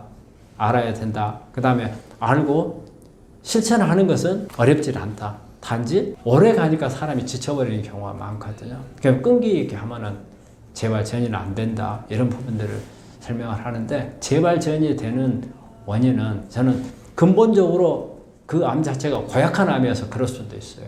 그렇지만 그런 암이든 아니든 간에 내가 고칠 수 있는 부분들을 한다면 시기가 늦어질 수도 있는 거고 그 다음에 더 악한 암이 되기 전에 조절할 수 있는 그런 부분도 될 수 있는 거기 때문에 재발 전이를 막아줄 수 있는 방법을 찾는 게 아주 중요하고 이런 부분들을 잘 고려하면은 저는 웬만한 암은 관리가 된다고 봐요. 암 재발 전이가 더 무서운 이유가 있나요? 원바람이 재발 전이암이 됐을 때 똑같은 암이냐? 아니에요. 달라졌어요. 원바람은 암 덩어리에서 절대 세포 하나가 떨어지지를 못해요. 그냥은 못 떨어지는 거예요.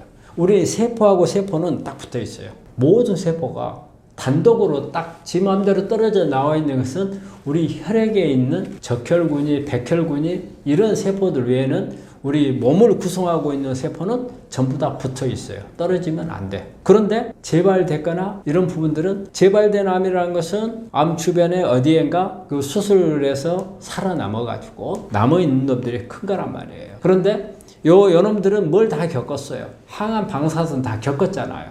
거기서 안 죽고 살아남았잖아요. 그러면 웬만한 그 순한 놈들은 항암 방사선 다 죽어버렸어. 근데 요놈이 안 죽고 살아남은 놈들이란 말이에요.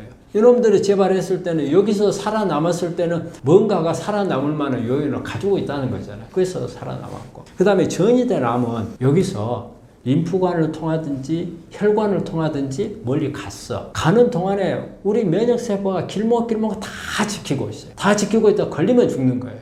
그런데 그 길목을 다 빠져나가가지고 어느 곳에 가서 자리를 잡고 다시 크다는 뜻이잖아요. 그러면 처음에 있는 암하고는 성질이 완전히 달라진 거예요. 전이암은 우리가 말한 안 좋은 암을 항상 줄기세포암이라는데 줄기세포 성질을 가지고 있어야만이 전이가 되는 거예요. 그러니까 처음에 있는 암하고 재발암하고는 완전히 달라졌죠. 그렇기 때문에 재발전이암이 됐다. 그 말은 치료가 그만큼 어려워진다는 뜻인 거예요. 그렇기 때문에 가장 좋은 것은 재발전이암이 안 되도록 관리를 해줘야 돼요. 이것도 예방인 거예요. 예방. 그래서 우리 암은 안 생기게 하는 것만이 예방이 아니고 암에 걸리고 난 사람이 재발 전이가 안 되도록 하는 게 예방이고, 그리고 우리 환자한테 꼭 부탁하고 싶은 게 암을 절대 수술하고 항암 방사선하고 나면은 내가 다시 암을 클 수 있는 환경으로 되돌려 놔서는 안 돼요. 암 걸리기 전에 그런 환경이 살았잖아요. 그럼 내가 다시 암을 이게 재발의 전이가 안 되는 그것도 있지만 또 다른 암이 생기지 않아요. 요즘에는 2차암, 3차암들이 많이 생기잖아요. 이런 게 생기지 않도록 하려면 철저하게 내몸 관리를 바꿔야 되는 거예요. 예전하고는 바꿔야 돼요. 근데 그 바꾸는 노력이 해야 되는데 그 노력을 안 하면은 내 목숨을 가지고 자기 스스로 내 명주를 줄이는 거하고 똑같은 거예요. 그래서 그런 부분들을 노력하라고 정말 강조하고 싶어요. 암 재발 전이는 얼마나 잘 일어나나요? 지금 재발을 하는 경우는 예전에는 우리가 몇십 년 전에는 5년 생존율이 한 40 몇 프로밖에 안 됐거든요. 그때는 그 말은 뭔 말이에요? 재발 전이가 훨씬 많았다는 뜻이잖아요. 그러면 요즘에는 한 70 몇 프로까지 올라왔다는 거예요. 그럼 이런 경우에는 대개 재발 전이가 되는 것을 많이 차단을 했다는 뜻이잖아요. 원발암 자체 가지고 이 나빠지는 경우는 요즘에는 거의 없어요. 왜냐하면 수술하면 방사선을 하니까. 그러니까는 다 나빠지는 경우는 재발 전이거든요. 그래서 재발 전이가 예전에 비해서는 많이 좋아졌죠. 그리고 또 하나의 요인이 있어요. 그거는 조기 발견이에요. 빨리 발견을 하니까 재발 전이까지 잘 안 가는 경우가 많죠. 예전에는 진단 방법이 별로 없어서 늦게 발견이 됐으니까 훨씬 더 재발 전이가 잘 됐던 거고, 그래서 갈수록 우리가 이제 재발 전이를 이제 줄여져 가고 있고, 그리고 또 하나는 우리 환자들이 이제 많이 알아요. 어떻게 몸을 관리를 해야 될지. 제가 이제 관리를 못해서 잘못되는 사람들도 안타깝게 되는 사람들도 있지만 요즘에는 워낙 정보들이 많으니까. 그래서 이제 그런 방법들을 하기 때문에 갈수록 그런 부분들 재발 전이율은 줄어들고 있다고 볼 수 있죠. 체온만으로 몸의 상태를 알 수 있나요? 우리 열이라고 하는 거는 우리 몸에서 자연스럽게 내 몸에 열이 난다 했을 때는 가장 큰 원인이 감염이에요. 우리 몸에 어떤 세균이 들어오거나 바이러스가 들어와가지고 염증을 일으켰을 때 감염. 그리고 감염의 가장 큰 원인이 상처가 난다든지, 그래서 그걸 통해서 균이 들어와가지고 한다든지 그런 부분들이 많았는데, 그래서 열이라고 하는 것은 우리 몸에서는 항상 외부 침입을 생각을 해요. 그게 우리가 수십만 년 동안의 진화에 가면서 열이 생겼다? 뭐 열이 난다? 그러면 우리 뇌에 있는 센서가 올라갈 거 아니에요. 그러면 열이 올라가게 되면 우리 몸에서는 열을 외부가 적이 침입했다. 이런 식으로 이제 일으켜요. 그러면 그 다음에는 이 외부 침입에 대한 방어가 생기는 거예요. 이 방어가 뭐예요? 바로 면역이에요. 면역. 그러니까 열은 방어 시스템을 유도를 하는 거예요. 그래서 우리가 아보도르라는 일본 사람이 그 체온 면역이라는 것을 그 연구를 해가지고 발표를 했을 때 체온이 1도 올라가면 면역이 100% 올라간다고 그랬어요. 그거는 이제 면역 시스템이 자극하는 정도가 열이 높을수록 많이 나온다는 거죠. 그래서 열을 우리가 예전에는 암치료에 이용을 많이 했어요. 어떤 식으로 이용을 했냐면, 우리가 아까 말했잖아요. 우리 몸에 열이 가장 많이 나는 것은 감염이라고. 그러면 감염을 일으키게 하는 균들을 내준 거예요. 옛날에 단독균을 썼어요. 단독균이 요즘 사람들은 단독균이 얼마나 무서운지 모르지만 예전에 나이 드신 분들은 단독이라 하면 어마어마하게 무서운 병을 알아요. 그래서 단독에 걸리면 거의 막 사망하고 그 정도로. 그런데 이 콜리라는 분이 외국에 콜리라는 분이 콜리균이라는 게 있어요. 그래서 그런 균들을 이용을 해가지고서 고열을 막 내게끔 만든 거예요. 그렇게 해가지고서 암을 치료한 적이 있어요. 그래서 막 40도 넘어가는 열을 감염을 시켜갖고 유도를 하는 거예요. 그러면 이 열이 면역을 극대화를 시켜가지고 그 면역세포가 균을 잡으라고 이렇게 면역을 높였는데 그게 암까지 잡아버린 거예요. 그래가지고 치료를 하는 경우가 있어요. 그래서 열은 면역을 유도하는 거고, 그리고 어떻게 보면 우리 몸에서 위험신호잖아요. 열이라고 하는 것은 감염이라는 그런 위험신호지만 우리가 그것을 치료에 이용을 하는 거예요. 그래서 요즘에 하고 있는 게 뭐 고주파라든지, 그 다음에 뭐 온열치료. 특히 우리 한국 사람들은 우리 온돌방에 보면은 아주 우리 조상들이 지혜가 있는 부분이거든요. 항상 몸을 따뜻하게 체온을 높여주는 것을 우리가 내 정상 체온보다도 더 높게 올라갈 수 있도록 해준다는 것은 내 몸을 항상 방어막을 쳐주고 있는 거나 마찬가지잖아요. 그래서 그런 부분들, 사우나, 찜질방 이런 부분 다 도움이 될 수 있는데, 근데 요즘에 우리 환자들이 좀 알아야 되는 게 표층열은 크게 도움이 안 된다는 거예요. 심부열을 올려야 돼요. 그러다 보니까 심부열은 여러 가지 우리가 그래서 이제 깊게 들어가는 열을 이용한 치료가 뭐 고주파 치료가 있고, 그 다음에 이제 근적외선을 이용한 전신온열도 근적외선을 이용해서 심부열을 올리는 그런 치료들이 동원이 되고 있거든요. 그리고 그런 부분들에 대한 효과가 상당히 있는 걸로 되어 있어요. 장내 미생물로 암을 알 수 있나요? 네. 장내 미생물이라고 하면 우리 예전에는 그냥 대변이라고 하는 것은 우리가 우리 몸에 어떤 음식을 먹고 그 음식이 소화돼 가지고 남은 찌꺼기, 그리고 그 음식물로 소화시켰던 균들, 그리고 이거는 무조건 나쁜 균이다, 그래서 빨리 배설해서 없애버려야 된다, 이런 개념으로만 생각을 했잖아요. 그런데 사실 우리 미생물이 없으면 인간은 생존을 못해요. 우리 몸에서 필요한 여러 가지 물질들을 우리 몸이 다 못 만들어요. 그럼 이런 부분들을 누가 만들어주느냐? 우리 몸 안에 있는 미생물들이 만들어가지고 우리 몸에다 공급을 해주거든요. 그래서 이 미생물들이 예전에는 그냥 단순히 배설물, 빨리 빼서 버려야 된다, 이런 생각을 했는데, 요즘에는 미생물에 대해서 연구를 많이 하다 보니까 이런 부분들이 나온 거예요. 어떤 암에 보니까 이 어떤 암이 있는데 이 사람 미생물들을 검사를 해보니까 특이점이 있더라는 거예요. 그래서 어떤 암은 어떤 미생물들이 많이 상주를 하더라. 그리고 역으로 어떤 미생물이 상주를 하면 이 사람은 이런 암에 걸릴 가능성이 있는가 진단 방법이 되는 거예요. 그런데 그러면 우리 장하고 관련되는 암만 그렇게 할 수 있느냐? 그게 아니에요. 우리 몸의 모든 구석에 미생물이 없는 곳이 거의 없어요. 그래서 심지어는 뇌도 정밀 검사를 해보니까 미생물이 주변에 있더라는 거예요. 암세포 주변에 보니까 유방암, 간암이나 이런 소화기관에는 다 당연하지만 그런 소화기관하고 거리가 먼데도 다 있더라는 거예요. 그리고 그 암에 따라서 그 미생물들이 종류가 다르고 분포가 다르다는 거예요. 그래서 이제 역으로 그런 통계 자료를 가지고 암을 진단할 수가 있는 거예요.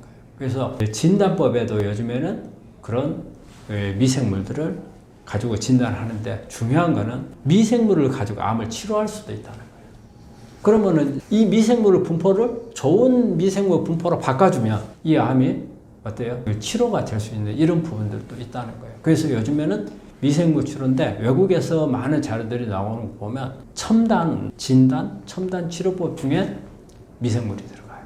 그리고 미생물을 가지고 치료를 하는데 맞춤형, 우리가 EMT라고 해가지고서 이런 미생물들을 암 치료라든지 이런 치료하는데, 우리 예전에 시골에 가면은 예전에 약이 없었잖아요. 이럴 때 막 대변 썩힌 것을 가지고 걸러가지고 쓰는 경우가 있었거든요. 그런데 그게 아주 미개한 방법이라고 생각했는데, 요즘에 이렇게 그 대변을, 그러니까 좋은 균을 가지고 있는 대변을 나쁜 균을 가지고 있는 사람한테 옮겨주면 이 좋은 균들이 거기 들어가서 나쁜 균들을 죽이고 자리를 잡아가지고 건강을 회복하게 하는 그런 치료법들을 많이 사용을 하고 있거든요. 근데 암도 마찬가지로 그런 부분들을 이용을 해서 앞으로는 할 수 있다는 거예요. 그리고 그 사람의 나쁜 어떤 암이냐, 그 다음에 장에 어떤 나쁜 균들이 있느냐, 그걸 그 사람한테 개선해 줘서 그 사람한테만 맞게끔 맞추는 대변을 이용을 해서 하면은 암 치료가 될 수 있고, 그 다음에 그 균주 패턴을 보면 이 사람은 어떤 암일 수 있다. 그래서 진단 방법도 된다. 그래서 장내 미생물이 치료하고 진단이라든지 이런 부분에서도 아주 중요하고 앞으로 첨단 방법 중에 하나로 들어가고 있어요. 남자 환자들이 치료가 잘 안 되는 이유가 있나요? 사실은 남자 환자들이 가장 어떻게 보면 전반적으로 통계적으로 볼 때 치료에 대해서 훨씬 더 등한시를 많이 해요. 그리고 남자 환자들 이제 몇 가지 요소를 볼 수 있는 게 남자 환자들이 여성에 비해서 혐오성이 적다. 그러니까 여성들은 치료에 전념을 하는 사람들이 상당히 많아요. 근데 남자 환자들은 끈기가 좀 부족해. 그래서 이게 장기적으로 꾸준하게 하는 게 이제 사람마다 다르긴 다르지만 그런 부분들이 적고, 그 다음에 우리 남자 환자들이 훨씬 이 암에 대해서 여성들에 비해서 이 과신하는 경우가 많아요. 그래서 이제 교수한테 좋아졌습니다 이 말 딱 한마디 들으면은 옆에 있는 사람들이 이거 암이라고 하는 것은 관리 좀 해야 돼, 좀 열심히 해. 필요 없어, 교수가 좋아졌다고 했어. 그런 부분들이라든지. 그리고 남자 환자들이 여러 가지 사회생활 하면서 어려운 일 막 극복하는 게 많잖아요. 그래서 나는 다 이기고 나왔어. 그렇기 때문에 이까지 이거 가지고 내가 무슨 괜찮아. 이런 생각들을 많이 갖다 보니까 어떻게 보면 그 환자가 가지고 있는 암이 남자냐 여자냐에 따라서 남자가 더 나쁘다 그런 부분보다는 이 암을 어떻게 관리하느냐에서 훨씬 남성들이 여성들에 비해서 관리를 솔직히 말해서 잘 못해요. 못하다 보니까 훨씬 더 통계적으로 볼 때 악화되는 경우가 훨씬 많죠. 암을 치료하면서 일을 쉬어야 할까요? 그 문제는 이제 어떻게 절대적인 것은 아니고 상대적이라고 봐야죠. 근데 되게 이게 이제 목구멍에 포도청이라고 먹고 살아야 되니까 암이 걸리더라도 일을 해야 되는 사람, 이런 입장이라면 저는 오히려 암에 대해서 해가 되는 경우라고 생각을 해요. 그것 자체가 내가 암에 걸렸어, 나 환자야, 나 쉬고 싶어. 쉬고 싶지만은 내가 목구멍이 포도청이고 내 가족들을 먹여 살려야 되고 하니까 내가 일을 해야 돼. 일이라고 하는 게 즐거워서 하는 것은 어떻게 보면은 활력소를 주는 거지만 내가 즐거운 게 아니고 어쩔 수 없는 것은 노동이거든. 노동은 스트레스하고 연결이 되고 치료에 마이너스 요인으로 작용할 수가 있죠. 그래서 나는 가능하면 우리 환자들한테 이 일이라고 하는 것은 직업적으로 생각하는 경우가 많고 또 자기 생활 능력이 안 돼서 어쩔 수 없이 해야 되는 경우는 내가 이런 말을 해요. 쉬어라 일단은. 그 다음에 당신들이 당신 가족을 위하고 나를 자신을 위해서 정말로 오랜 생활 동안 그것을 유지하려고 한다면 장애물을 넘는 기간만큼은 모든 것을 희생할 필요가 있다. 너 자신을 위해서. 그래서 쉬어라. 근데 이런 경우가 있어요. 자기는 너무 직업이 좋아. 그 다음에 무리도 안 돼. 그래서 취미생활 비슷한 직업을 갖는 사람들이 있어요. 이런 사람들은 일을 하는 게 어떻게 보면은 우리가 말하는 스트레스가 아니고 유스트레스, 건강한 스트레스가 될 수 있단 말이에요. 이런 사람이라면 해도 되는 거고, 또 일도 하루에 열 몇 시간씩 일을 해야 되는 상황이라면 안 되지만 몇 시간 동안 잠깐 하고, 그 다음에 또 일을 하는 동안에는 여러 가지 사람들하고 대화도 하고 내가 암이라는 것을 잊어버릴 수 있는 그런 부분도 있고, 그래서 오히려 긍정적인 부분으로 바꿔줄 수 있는 부분들이 있잖아요. 이런 부분들이 있다면 그거는 하는 게 좋죠. 그래서 직업을 가져야 된다, 안 가져야 된다 보다는 상대적으로 봐야 한다. 모든 암은 수술로 제거 가능한가요? 잘라내는 암이다, 잘라낼 수 없는 암이다 보다는 잘라내지 못하는 암. 그거는 이제 우리 혈액암 같은 경우에는 혈액이 떠다니는 암이니까 드러낼 곳이 없잖아요. 그래서 이제 특히 백혈병 이런 경우는 잘라낼 수 없는 암이고, 그 다음에 이제 우리가 전이암은 드러내질 않아요. 전이암은. 그리고 이제 특히 처음 발견됐을 때 전이암, 이게 원바람이 있고 전이암까지 있는 경우는 우리가 보통 원바람을 수술을 할 수가 있어도 수술을 안 해요. 이거는 뭐냐면 원바람을 드러내서 회복하는 동안에 내가 면역이 떨어져 버려요. 한 한 달에서 두 달 정도 면역이 뚝 떨어지거든요. 그러면 이때 우리가 어쨌든 면역이 약해져서 암이 생겼지만 그래도 암을 견제하는 것은 내가 면역이거든요. 그런데 제 전이암은 원바람보다 성질이 고약하다고 했잖아요. 그런데 내거 면역이 원바람을 수술하는 동안에 면역이 떨어져 버리면 이 전이암은 더 빨리 클 수가 있어요. 그래서 수술을 안 해요.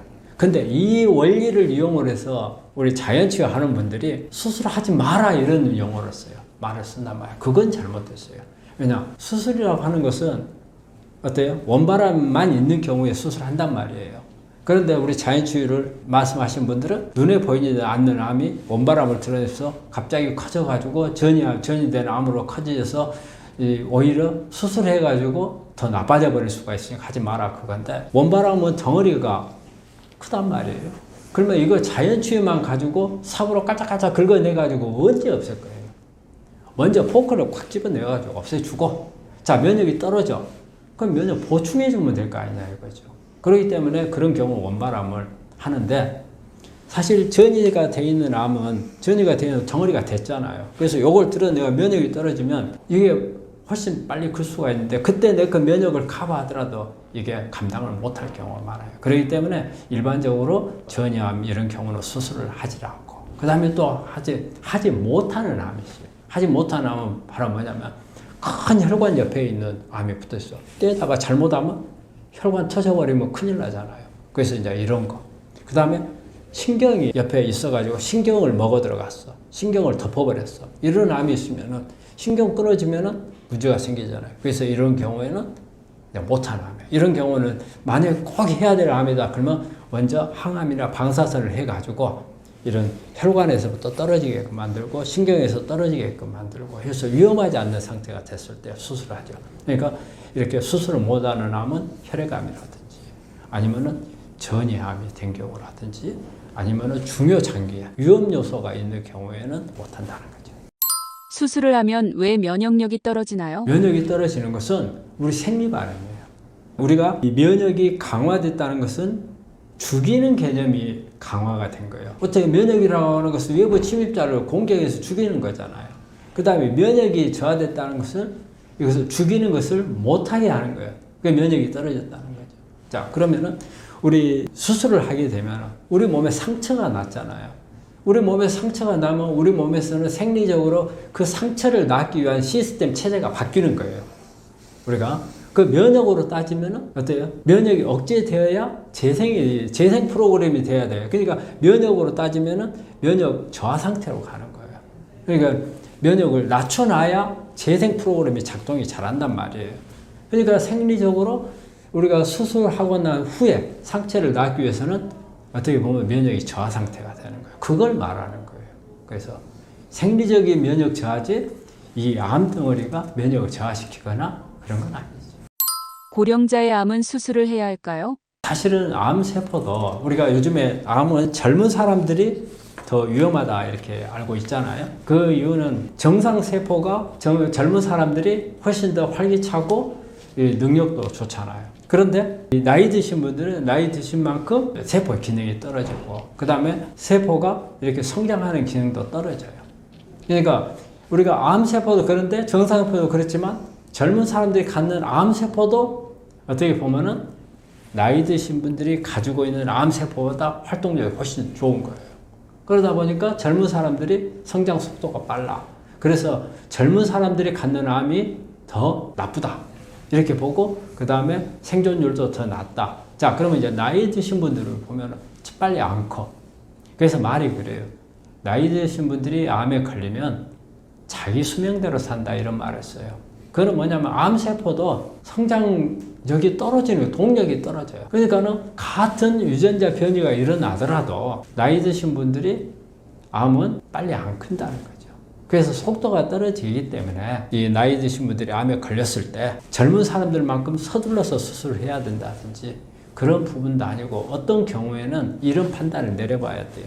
수술을 해가지고 이 환자가 살 수 있는 마지막까지 살 수 있는 거하고 수술을 하지 않고 살 수 있는 그런 부분들을 한번 고려를 해봐야 한단 말이에요. 만약에 나이 드신 분이 수술을 하게 되면 나이 드신 분이기 때문에 그만큼 수술을 회복하기도 쉽지 않잖아요. 그 다음에 항암을 견뎌내기도 어렵잖아요. 방사선도 마찬가지고 이런 부분들을 다 고려를 해서 수술하지 않는 경우가 도움이 된다고 판단이 되면 굳이 할 필요 없지 않느냐. 그 다음에 또 암 종류에 따라서 좀 더 아까 이야기했던 순환암도 있고 또 독한암이 있단 말이에요. 순환암이면은 굳이 그렇게 많이 안 해도 되고. 그런데 요즘에는 우리 그러면 어느 연령층부터 그렇게 해야 될지 그잖아요. 수명이 기니까 보통 요즘에 평균 나이가 거의 80세 가까이 되니까 그러면 이걸 60세부터 그렇게 봐야 돼. 70세부터 봐야 돼. 그걸 모르잖아요. 근데 또 70세가 80세 같은 사람도 있고 80세가 70세 같은 사람도 있어요. 그럼 어느 기준이 있지? 그런 부분들을 정하기는 어려운 거고 그래서 전체 요즘에는 그 환자에 대한 전신적인 판단하는 방법들도 여러 가지 있어요. 우리도 이제 BIA라는 방법을 써가지고 우리가 실제적으로 이 환자의 세포 상태가 어느 정도의 상태인가 정말이 그 고령화가 돼서 완전히 노화된 상태인가 이런 부분들을 이렇게 검사를 하는 방법들이 있거든요. 그래서 이제 그런 부분들을 가지고 판단할 수 있는 기준도 있고 그리고 이제 아무리 나이가 들었지만 급한 암들이 있단 말이에요. 성질이 고약스러운 암들 이런 경우는 뭐 해야 되고 그런데 갈수록 하는 추세가 많죠. 왜 많냐면은 이제 어떤 수술할 때 어떤 안정성 있는 이런 마취라든지 이런 방법들이 훨씬 더 개선이 많이 되고 수술 방법도 좋아져 가지고 환자 컨디션을 많이 안 떨치고 할 수 있는 그런 부분들이 있기 때문에 일단은 덩어리가 만들어진 것을 드러내주고 나면 다시 성장을 한다 하더라도 암은 나이가 많으신 분이니까 빨리 안 큰단 말이에요. 그래서 훨씬 더 견디는 것도 낫고 삶의 질도 높여줄 수 있는 그런 부분이 되기 때문에 제가 볼 때는 갈수록 수술이나 이런 부분들을 하는 추세로 가지 않나. 그런데 그거는 그 환자의 컨디션에 따라서 다르기 때문에 나이 드신 분들은 무조건 수술 안 해도 된다 그런 의미는 아니지. 삼중음성 유방암은 어떤 암인가요? 제가 제일 관심을 갖는 암이 삼중음성 유방암이고 나는 이제 삼중음성 암을 제일 많이 보고 있는 의사 중에 하나고 여러 가지 이렇게 자료들도 상당히 관심을 많이 있어서 많이 올리고 하는 그런 건데 왜 삼중음성에 관심을 많이 갖냐면 우리가 내가 접촉하고 있는 암 환자 중에서 유방암이 제일 많거든요. 근데 유방암이 사실은 예후가 좋은 암이에요. 그런데 삼중음성 유방암이 또 가장 예후가 안 좋은 암 중에 하나란 말이에요. 근데 우리 환자분들이 유방암이라는 것 자체가 어쨌든 예후가 좋은 암으로 잘못 착각을 할 수가 있어요. 그런데 삼중음성 유방암은 다르다는 것을 잘 몰라요. 삼중음성 유방암이 어떤 거라는 것을 좀 알려야 될 필요도 있는데 삼중음성이라는 것은 말 그대로 세 가지가 음성이다 그 말이거든요. 근데 여기에는 세 가지 유전자 수용체가 없다 그 말이에요. 그럼 세 가지가 뭐냐면 에스트로겐, 프로제스테론이라는 우리 여성 호르몬 두 가지하고 그 다음에 헐투라는 상피세포 성장인자 요 세 가지 유전자 수용체예요. 수용체. 이게 세포벽에 없더라고. 우리 암세포 벽에 암은 크려면은 신호를 받아야 커요. 그러면 신호를 받으려면 외부 신호에서 암세포가 이렇게 있잖아요. 그럼 겉에 가서 수용체가 꽉 차 있어요.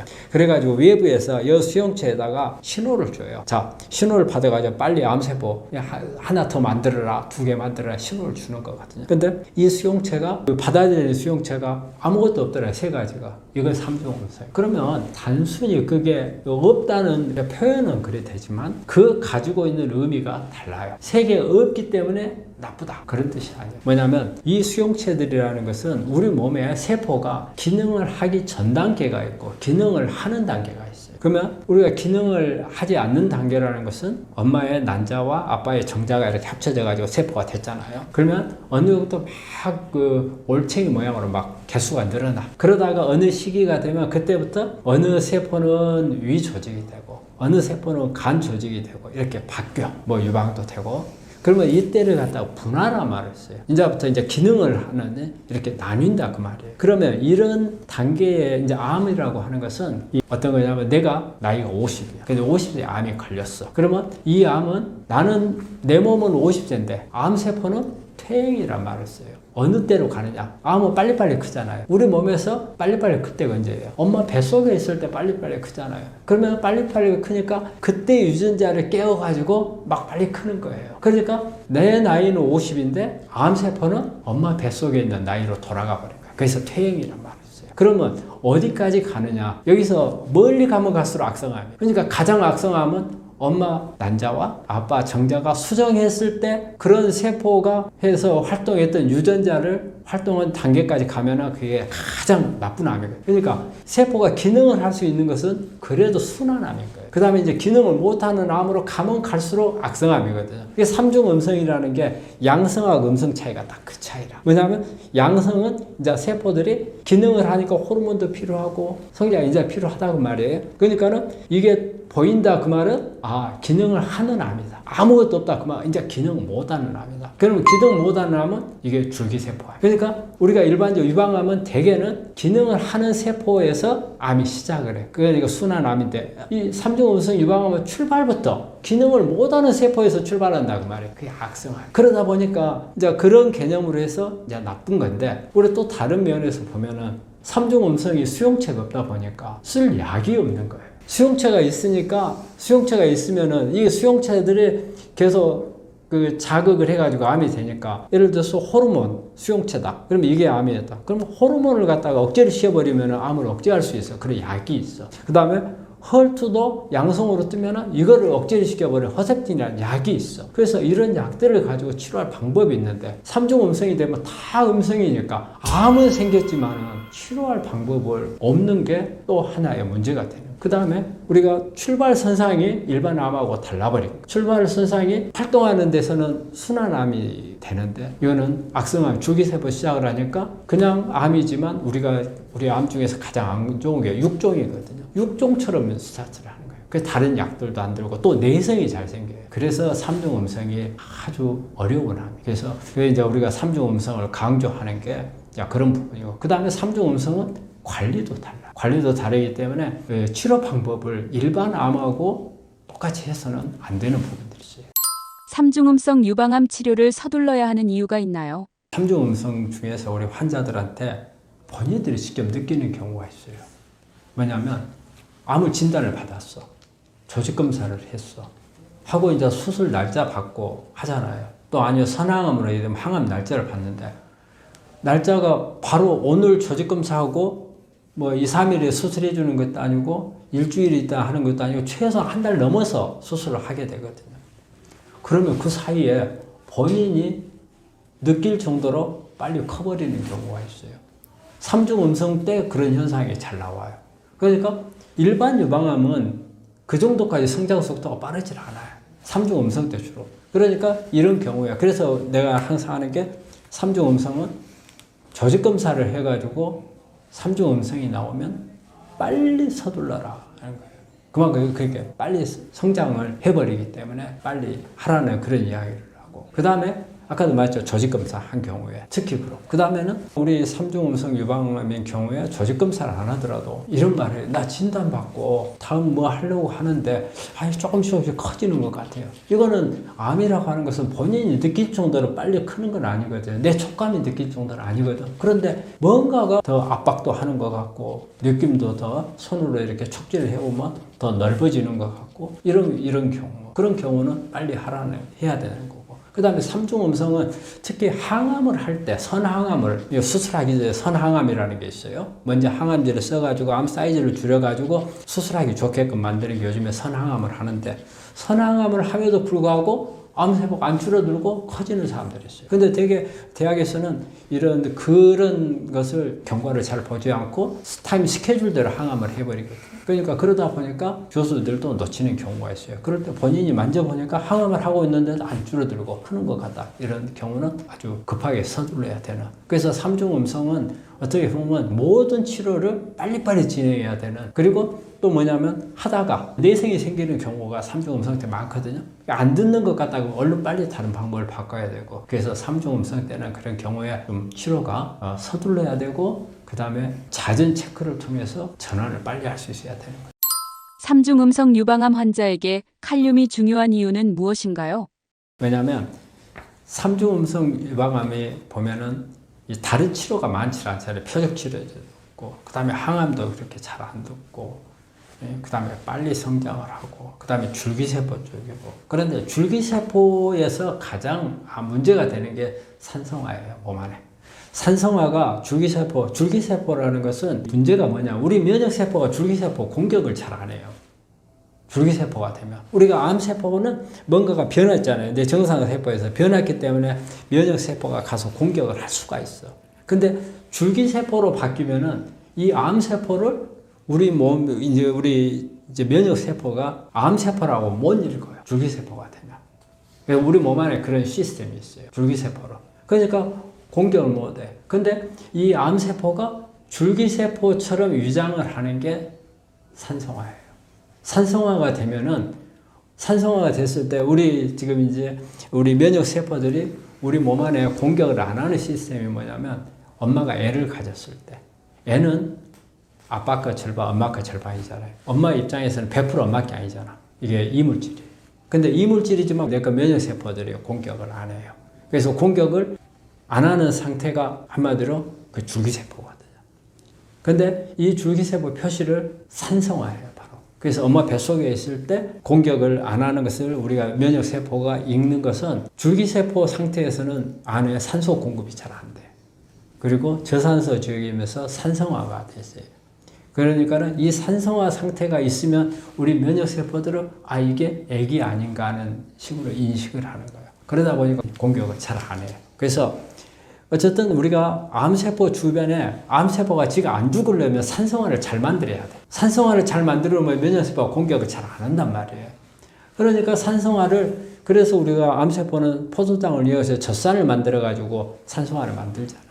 그럼 이 산성화를 깨야 우리 면역세포들이 공격을 할 거 아니에요. 그러려면, 산성화를 깨려면은 뭐예요? 알칼리성을 띠고 있는 뭔가가 거기에 들어가야 되잖아요. 근데 우리 음식은 전부 산성 물질이니까 가봤자 소용이 없고, 우리가 유일하게 하는 것은 미네랄 중에서 알칼리성 미네랄이 거기를 가면은 알칼리 상태로 바꿔줄 수가 있는 거예요. 그 미네랄이 바로 칼륨이에요. 그래서 칼륨을 알칼리성 미네랄이라는 말을 써요.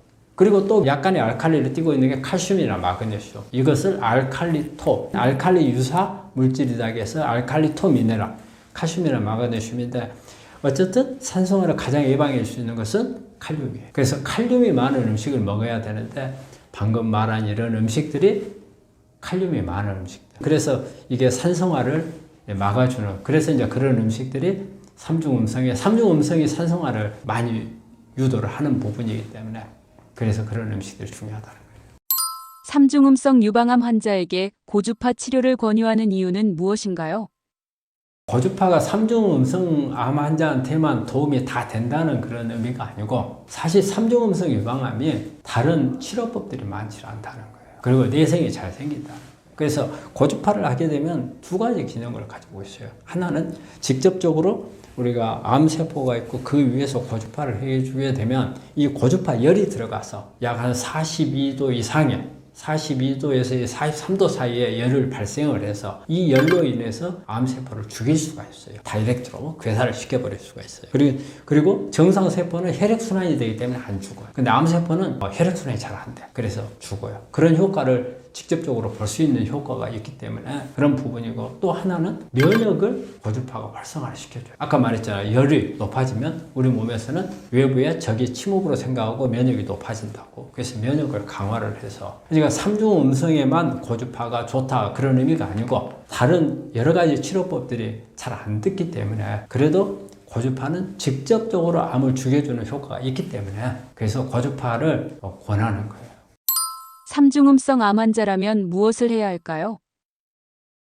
그러니까 삼중음성 암인 분들은 일단은 삼중음성이라는 것을 인식을 했을 때 중요한 거는 삼중음성 중에서도 성질이 또 다 달라요. 삼중음성은 다 똑같은 게 아니에요. 삼중음성은 우리가 아까 말하듯이 호르몬 두 가지, 이 유전자에 대한 수용체가 없다는 것을 이제 우리가 삼중음성이라 하는데, 그 외에 여러 가지 유전자들이 변이가 와요. 그래서 그 어떤 유전자가 변이가 됐느냐에 따라서 삼중음성도 고약한 놈이 있고 순한 놈이 있어요. 그래서 뭐 KI67 같은 것은 성장 속도인데, 이게 수치가 높으면은 엄청 빨리 성장을 한단 말이에요. 수치가 낮으면 천천히 성장하고. 그래서 얼마만큼 성장도가 있는가. 그 다음에 CK56이라든지, 그 다음에 뭐 P53이라든지, 이렇게 유전자들이 가지고 있는 캐릭터가 있어요. 그럼 이런 유전자들이 변이가 왔는가, 또 왔으면 얼마나 왔는가, 이걸 보면은 이 암이 어디로 흘러갈 것인가, 그 다음에 앞으로 예후가 어떨 것인가, 이런 부분들을 알 수가 있거든요. 그래서 삼중음성 환자들은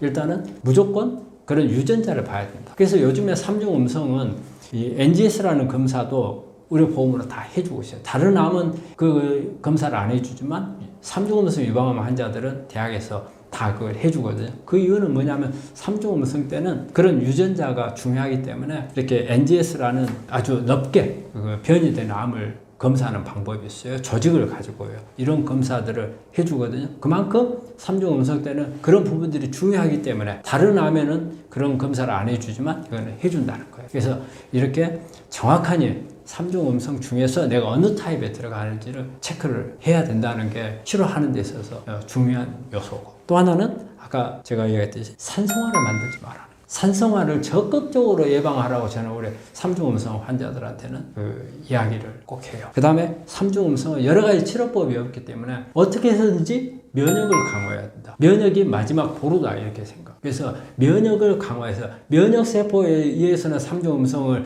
여러 가지 잡을 수가 있고, 그 다음에 매일매일 내가 면역을 높이는 치료를 하다 보면은 그게 삼중음성에 약이 없지만 매일매일 내가 하는 조그만씩이지만 이런 부분들이 내 몸 안에서 약으로 작용할 수 있다는 거예요. 그래서 그런 부분들이 삼중음성에서는 아주 중요하고, 처음에 삼중음성 진단을 받았을 때는 빠른 치료를 하라는 것을 권하고.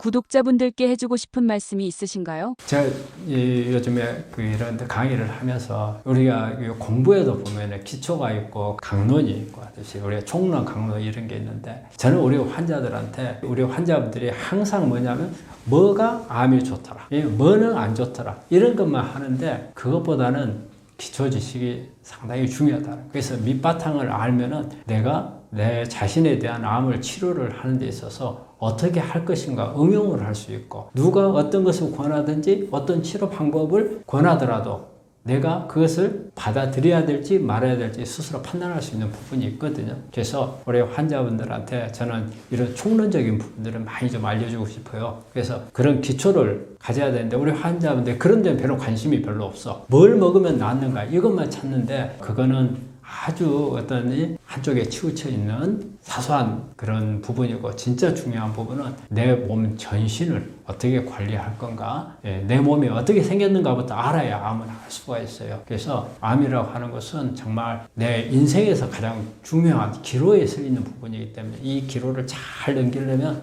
좀 많이 알았으면 좋겠어요. 그래서 저는 항상 제 모토가 암과 암을 이야기를 하거든요. 암이라는 것과 알아야 된다는 암. 그래서 우리 환자 여러분들이 정말 암은 치료도 중요하지만 공부도 중요하다는 것을 말씀을 드립니다. 그래서 그런 많은 공부를 통해서 여러분들이 정말 스스로 암을 이겨낼 수 있는 자력을 길러주기를 바라고요. 그런 공부를 통해서 여러분들의 완치를 바랍니다.